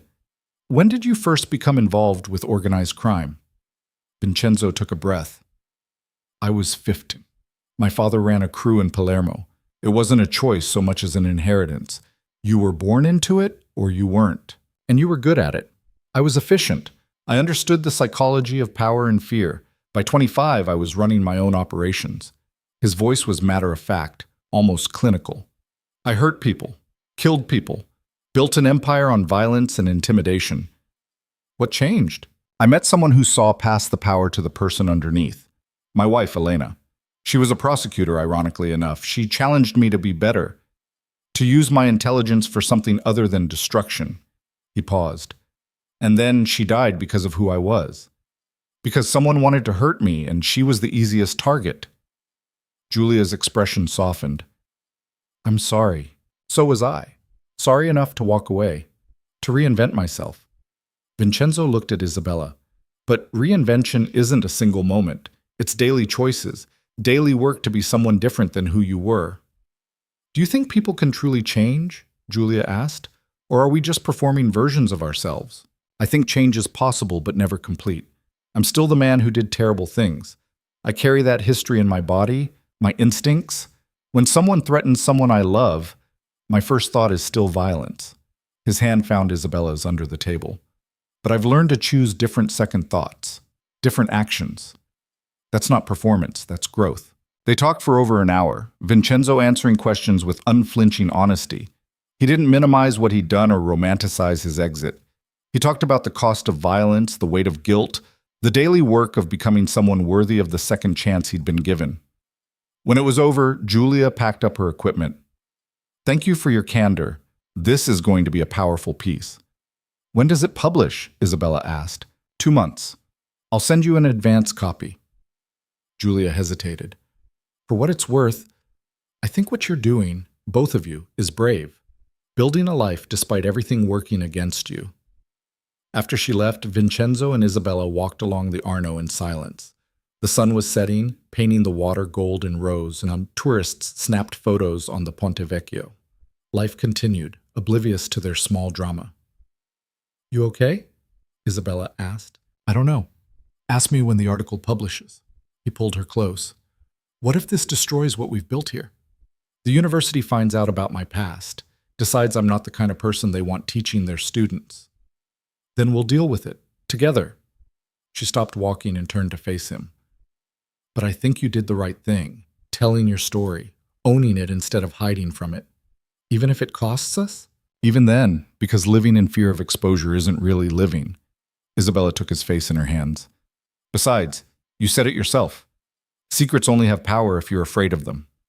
He kissed her there on the street, with tourists streaming past and the Arno flowing beside them, and Isabella felt something settle deep in her bones. This was what love looked like when it was real. Not perfect or easy, but chosen every day despite the cost. The article published in November, a long-form piece in a respected Italian magazine. Vincenzo's past was laid out in careful detail, along with his transformation and current work. The headline read, "From Mafia Enforcer to Literature Professor, One Man's Journey from Violence to Redemption." The response was immediate and divided. Some people praised his honesty and courage. Others called him a criminal who didn't deserve a teaching position. The university administration called him in for a meeting. Isabella paced the apartment while he was gone, unable to sit still. They'd built something here, something good. The idea of losing it because he'd been honest about his past felt like the universe's cruelest joke. When Vincenzo came home 3 hours later, his expression was unreadable. "Well?" Isabella demanded. "They're keeping me on, with conditions." He sat heavily on the couch. "I have to be transparent with students about my background. No hiding it. And I'm on probation for a year. Any hint of impropriety, and I'm gone." "But you get to stay." "I get to stay." He pulled her down beside him. "The dean said what I'm doing, teaching about literature's examination of violence and redemption while having lived it, brings a perspective they can't get anywhere else. As long as I'm honest about who I was." Isabella felt tears prick her eyes. So honesty saved you instead of destroying you. Turns out Elena was right. She usually was. He wiped a tear from Isabella's cheek. But it wouldn't have worked without you. Your belief that I could be more than my past, that I was worth fighting for. You are worth fighting for, even when you're stubborn and overprotective and way too willing to threaten people. I'm working on that last one. They spent the evening celebrating quietly, cooking dinner together, and drinking wine and talking about the future in a way that felt possible instead of theoretical. Vincenzo mentioned the book he wanted to write. Isabella talked about her thesis on women's voices in Renaissance literature, small dreams that felt achievable. Later, as they lay in bed with Isabella's head on Vincenzo's chest, he said quietly, "Marry me." Isabella's breath caught. "What? Marry me? Not because we have to, or because I'm trying to make an honest woman of you, or any of that antiquated bullshit." He shifted so he could look at her. "But because I want to build a life with you. Officially. Permanently. Because you make me want to be better every single day." "That's not very romantic." "You want romance? Fine." He sat up, pulling her with him. "Isabella Ricci, you crashed into my life at my lowest moment and refused to let me stay in the dark. You challenged me, frustrated me, made me feel things I thought died with Elena. You're brilliant and stubborn and brave enough to love a man with more baggage than any person should carry. I don't deserve you, but I'm selfish enough to want you anyway." His voice roughened. "So marry me. Let me spend the rest of my life proving I can be the man you see when you look at me." Teatro Yamate. Isabella's throat was too tight to speak. She just nodded, tears streaming down her face. "That's a yes?" he asked. "That's a yes." He kissed her, and it tasted like promises and future and the kind of love that survived scandal and danger and doubt. When they broke apart, he was smiling, really smiling, the kind that transformed his whole face. "I don't have a ring," he admitted. "I don't care about a ring. You will when my mother finds out I proposed without one. She'll kill me." Isabella laughed through her tears. "I didn't know you still talk to your mother." "I don't, but she has spies everywhere. Trust me, she'll know." They got married in January in a small ceremony at Florence's City Hall. Matteo and Giovanni came, along with a handful of Vincenzo's colleagues, and Isabella's few friends from graduate school. No family from Isabella's side. She'd stopped trying to have a relationship with people who only valued her when she was convenient. The ceremony was simple and quick, the words standard but meaningful. When the officiant pronounced them married, Vincenzo kissed her like they weren't standing in a government building with witnesses watching, and Isabella didn't care who saw. At the small reception after, just dinner at a restaurant Vincenzo knew, Matteo stood and raised his glass. "To Vincenzo and Isabella," he said in accented English, "who proved that love is stubborn enough to survive anything, even Vincenzo's cooking." Everyone laughed. Vincenzo threw a napkin at him. "Seriously, though," Matteo continued, "I've known this man for 30 years, watched him do terrible things, beautiful things, stupid things." He looked at Vincenzo. "But marrying this woman? That's the smartest thing you've ever done. Don't screw it up." "I'll try not to," Vincenzo said dryly. After dinner, as they walked back to their apartment through Florence's narrow streets, Isabella felt complete in a way she never had before. Not because marriage fixed anything or made their relationship more legitimate, but because it was a choice they'd made publicly, a declaration that this messy, complicated love was worth fighting for. "Happy?" Vincenzo asked, his arm around her shoulders. "Ridiculously happy. You?" "More than I thought I could be." He kissed the top of her head. "Thank you." "For what?" "For not running, for seeing something in me worth saving, for being stubborn enough to fight for us even when I was too scared to." "Well, someone had to be stubborn. Might as well be me." They climbed the stairs to their apartment, and Isabella thought about how far they'd both come. From that night in the palazzo to this moment, married and building a future that felt real. It hadn't been smooth or easy or anything like the fairy tales promised, but it was theirs. The first year of marriage was an exercise in learning to navigate shared space and shared life. They fought about money and in-laws and whose turn it was to do dishes. They made up in bed and over coffee and during long walks along the Arno. They learned each other's rhythms and triggers and the small ways to show love on ordinary days. Vincenzo's book contract came through in March. He spent evenings writing while Isabella worked on her thesis, both of them at the dining table with laptops and coffee and comfortable silence. Sometimes she'd read passages of his work and offer feedback. Sometimes he'd help her untangle a complex argument about Gaspara Stampa's poetry. They were partners in the truest sense, building something together. In June, Matteo called with news. The favor Vincenzo owed was being called in. Nothing violent, Matteo assured him over the phone. Just need you to talk to someone. Young kid, smart, caught up in the life. Thinks violence is the only way to earn respect. His mother asked me to intervene before he ends up dead or in prison.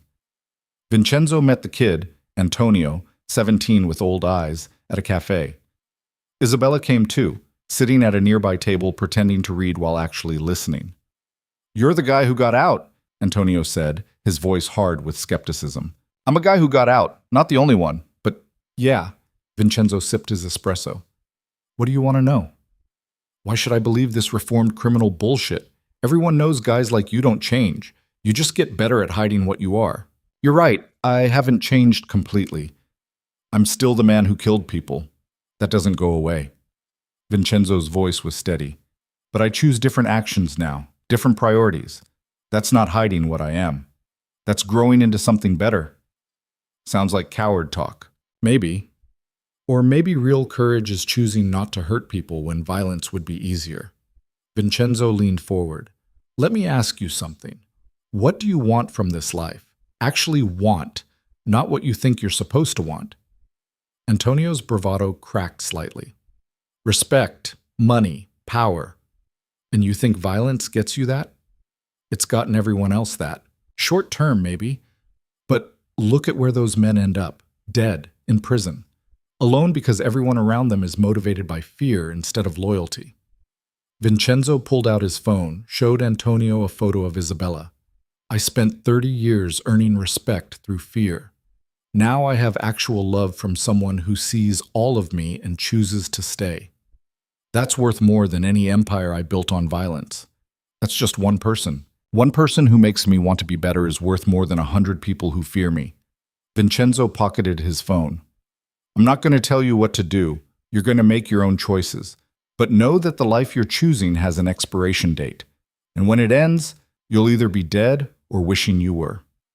Antonio left shortly after, his expression troubled. Vincenzo didn't know if anything he said had landed, but he'd done what Matteo asked. 2 months later, Antonio's mother sent a message through Matteo.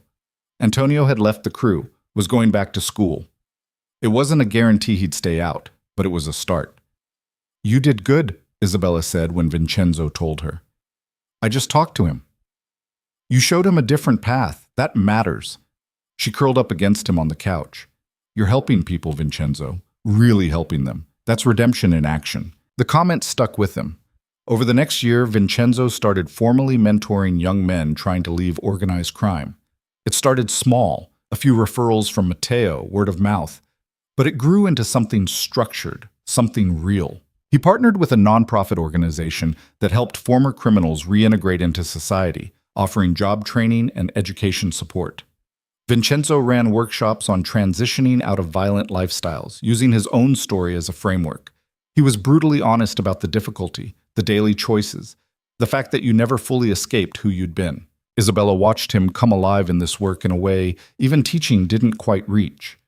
He'd found a purpose beyond penance, beyond trying to balance cosmic scales. He was giving people the roadmap he wished he'd had when Elena first challenged him to change. In their 3rd year of marriage, Isabella finished her PhD. Her dissertation on marginalized voices in Renaissance literature earned highest honors, and she was offered a teaching position at the same university where Vincenzo worked. Different department, different focus, but colleagues. At her graduation ceremony, Vincenzo sat in the audience and cried openly when her name was called.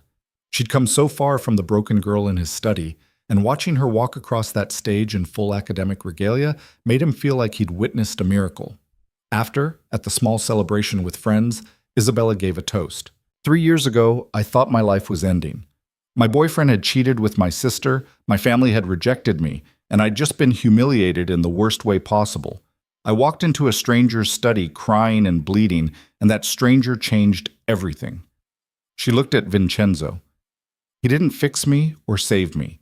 He challenged me to save myself, to fight for what I wanted instead of accepting whatever scraps I was given. And in the process, we built something neither of us expected, a partnership based on honesty and growth and the belief that people can become better than their worst moments. She raised her glass. So here's to second chances, to loving imperfect people perfectly, and to having the courage to fight for what matters, even when it's hard. Especially when it's hard, Vincenzo added, and everyone drank.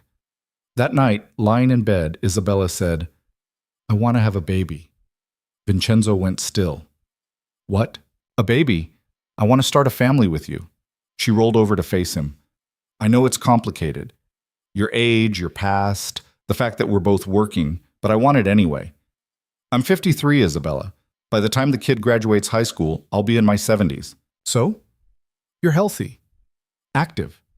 You'll probably outlive me out of sheer stubbornness." She touched his face. "I want to build a family with you, a real family, not like the one I had, one where people choose each other every day." Vincenzo's eyes were suspiciously bright.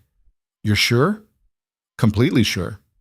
"Then yes, let's have a baby, or try anyway." It took 8 months and some medical help, but Isabella got pregnant in the spring. The pregnancy was hard, morning sickness that lasted all day, back pain, exhaustion that made her earlier sleepless nights seem like luxury.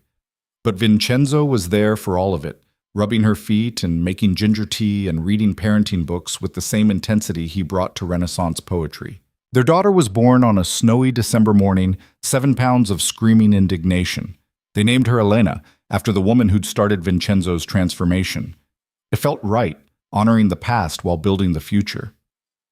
Vincenzo held his daughter with shaking hands, tears streaming down his face, and whispered, "I promise to be better. For you.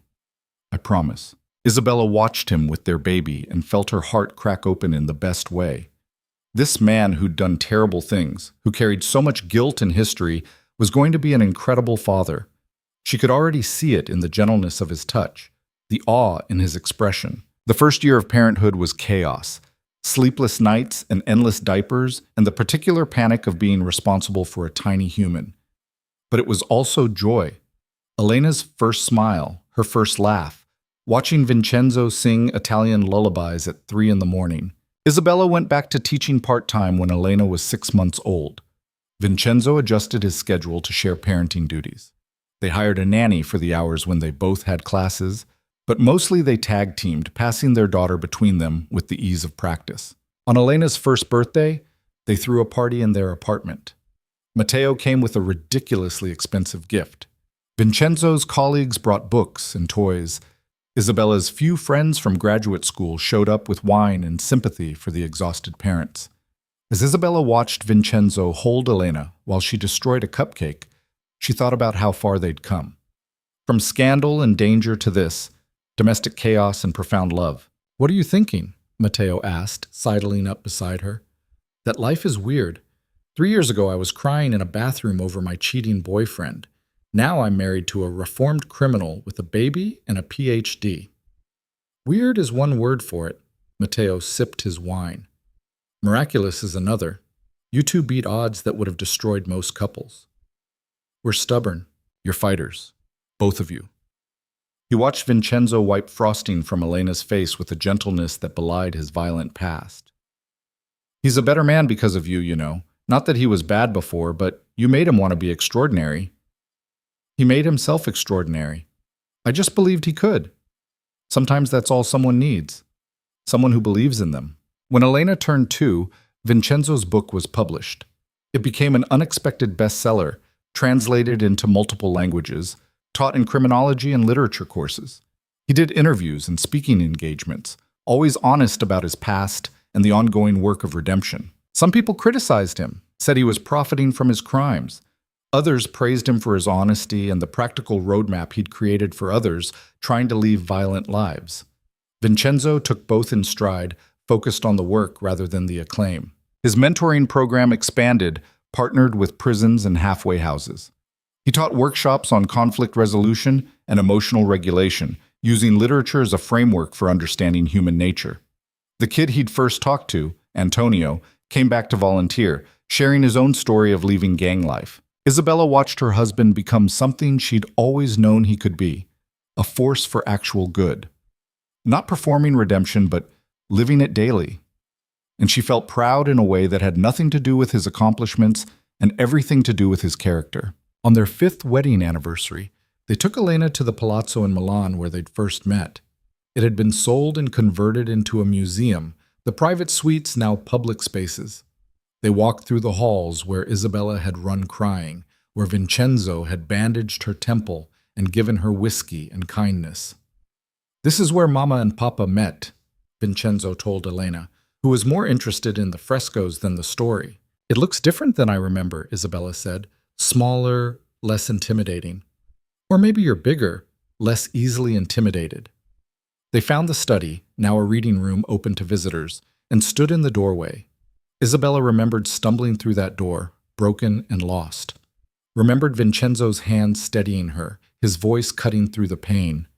"Do you regret it?" she asked quietly.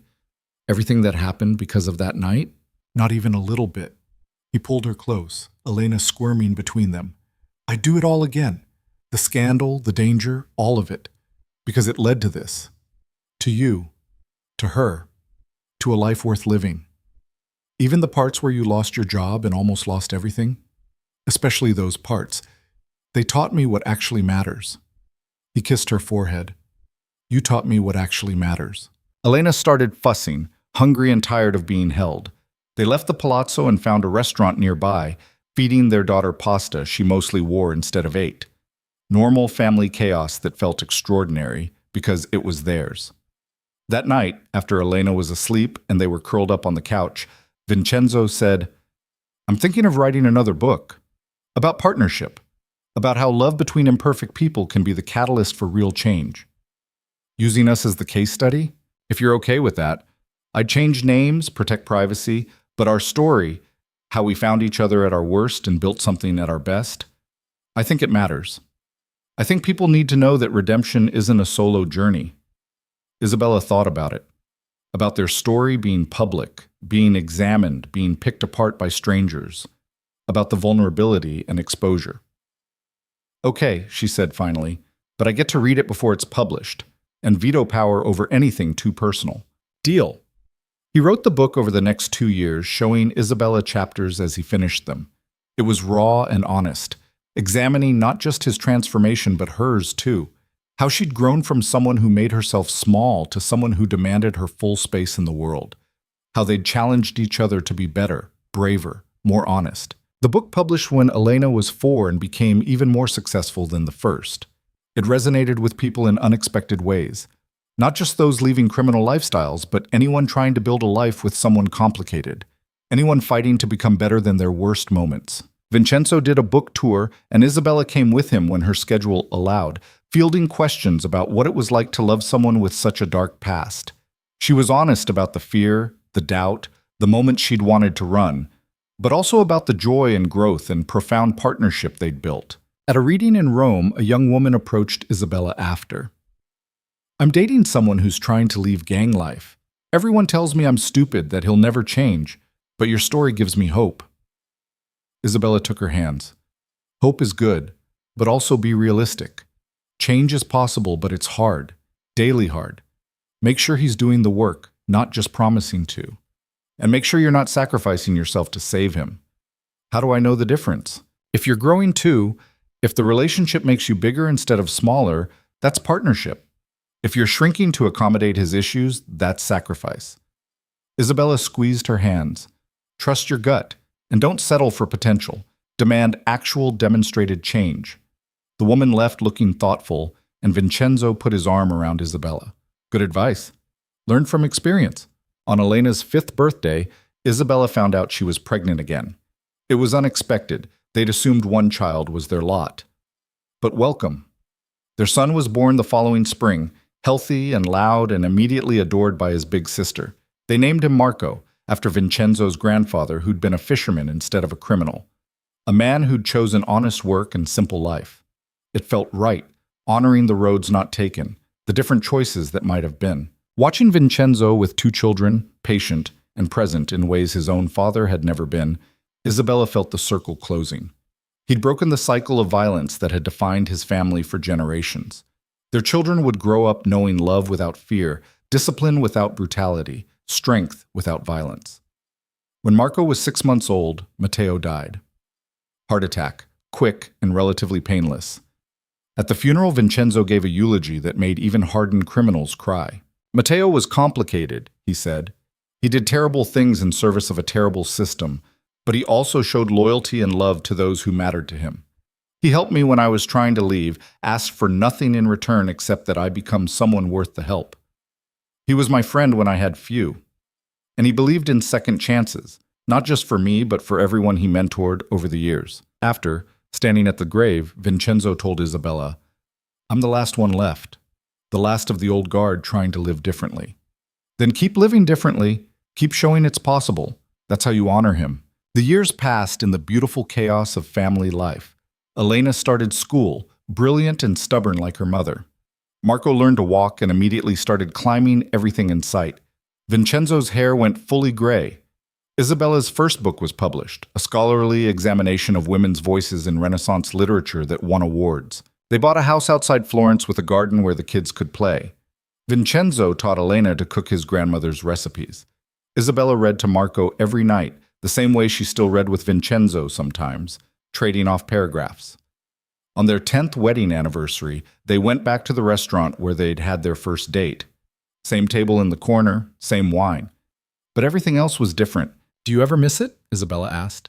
"The excitement of your old life, the power?" "Sometimes I miss feeling certain, like I knew exactly who I was and what I was doing." Vincenzo swirled his wine. "But I don't miss the man I was. I like who I'm becoming better." "Who are you becoming?" "Someone worthy of you. Of them." He pulled out his phone, showed her a photo of Elena and Marco covered in paint from an art project gone wrong. "Someone who builds instead of destroys. You've always been worthy. You just needed to believe it. You believed it first. That made all the difference." They finished dinner and walked along the Arno like they had on their first date, holding hands like teenagers. The city lights reflected on the water. Couples strolled past. Life continued in its ordinary, extraordinary way. "I love you," Isabella said, "not despite your past, but including it, all of it, because it made you who you are. I love you for being stubborn enough to stay when any reasonable person would have run." He stopped walking and pulled her close. "For seeing something in me worth fighting for giving me a reason to become better." They kissed there on the bridge, and Isabella thought about everything that had brought them to this moment. The betrayal and scandal and danger, the choice to fight for something imperfect but real, the daily work of building a life together. It hadn't been easy, it hadn't been smooth, but it had been worth it. When Elena was 12 and Marco was 7, Vincenzo's nonprofit opened its first residential center for young men leaving gang life. It offered housing, job training, therapy, and mentorship. Vincenzo ran workshops there twice a week, and sometimes Isabella came to teach writing classes, helping the residents tell their own stories. At the opening ceremony, Antonio spoke. He was 27 now, working as a social worker, engaged to a teacher he'd met in night school. "Professor Moreau told me that real courage is choosing not to hurt people when violence would be easier. I didn't understand it then. I thought he was weak. But watching him build this place, watching him help dozens of guys like me find a different path, that's not weakness. That's the strongest thing I've ever seen." Vincenzo stood in the back, tears streaming down his face, holding Marco on his hip while Elena leaned against him. Isabella took his hand and squeezed. "You did this," she whispered. "You turned your pain into purpose. We did this. You and me and everyone who believed change was possible." The center thrived. Success stories multiplied. Young men found jobs, reconciled with families, built lives outside the violence that had defined them. Not everyone made it. Some fell back into old patterns, some couldn't escape the pull of the only life they'd known. But enough succeeded to prove it was possible. Enough changed to make the work worthwhile. On their 15th anniversary, Isabella and Vincenzo renewed their vows in the garden of their home, surrounded by family and friends. Elena and Marco stood as witnesses, both of them crying even though they claimed they weren't. The ceremony was simple. They wrote their own vows, promising not perfection, but presence. Not to never fail, but to keep trying. Not to erase the past, but to build a future worth having. I promise to keep choosing you, Vincenzo said, his voice rough with emotion. Every day, in big ways and small. To keep growing with you instead of stagnating. To be honest even when it's hard. To love you loudly and fiercely and without apology. I promise to keep challenging you, Isabella said. To never let you hide or diminish yourself. To believe in you even when you don't believe in yourself. To build a life with you that honors who we were while embracing who we're becoming. They kissed while their children cheered and their friends applauded, and Isabella felt something she'd been too afraid to name for years finally settle in her chest. Peace. Not the absence of struggle, but the acceptance of it. The understanding that hard things could still be beautiful, that imperfect love could be the most powerful force in the world. Years later, when Elena was in college studying social work and Marco was in high school playing too much soccer, Isabella and Vincenzo would sometimes walk through the palazzo-turned-museum where they'd first met. They'd stand in that study, now filled with strangers reading books, and remember. If you could go back, Isabella would ask, knowing everything that would happen, the scandal, the danger, all of it, would you still give me that whiskey, still bandage my head and tell me I'd be fine? And Vincenzo would pull her close and say, every time, in every universe, I'd choose you every time. Because that was the truth they'd learned together. Hard-won and battle-tested. Love wasn't about finding someone perfect. It was about finding someone worth fighting for, and then doing the fighting. Every day, in 1,000 small ways that added up to a life. Their story wasn't a fairy tale. It was messy and complicated and built on the ruins of who they'd been before they found each other. But it was theirs, honest and imperfect and more real than any fantasy could ever be. And in the end, that was enough. More than enough. It was everything.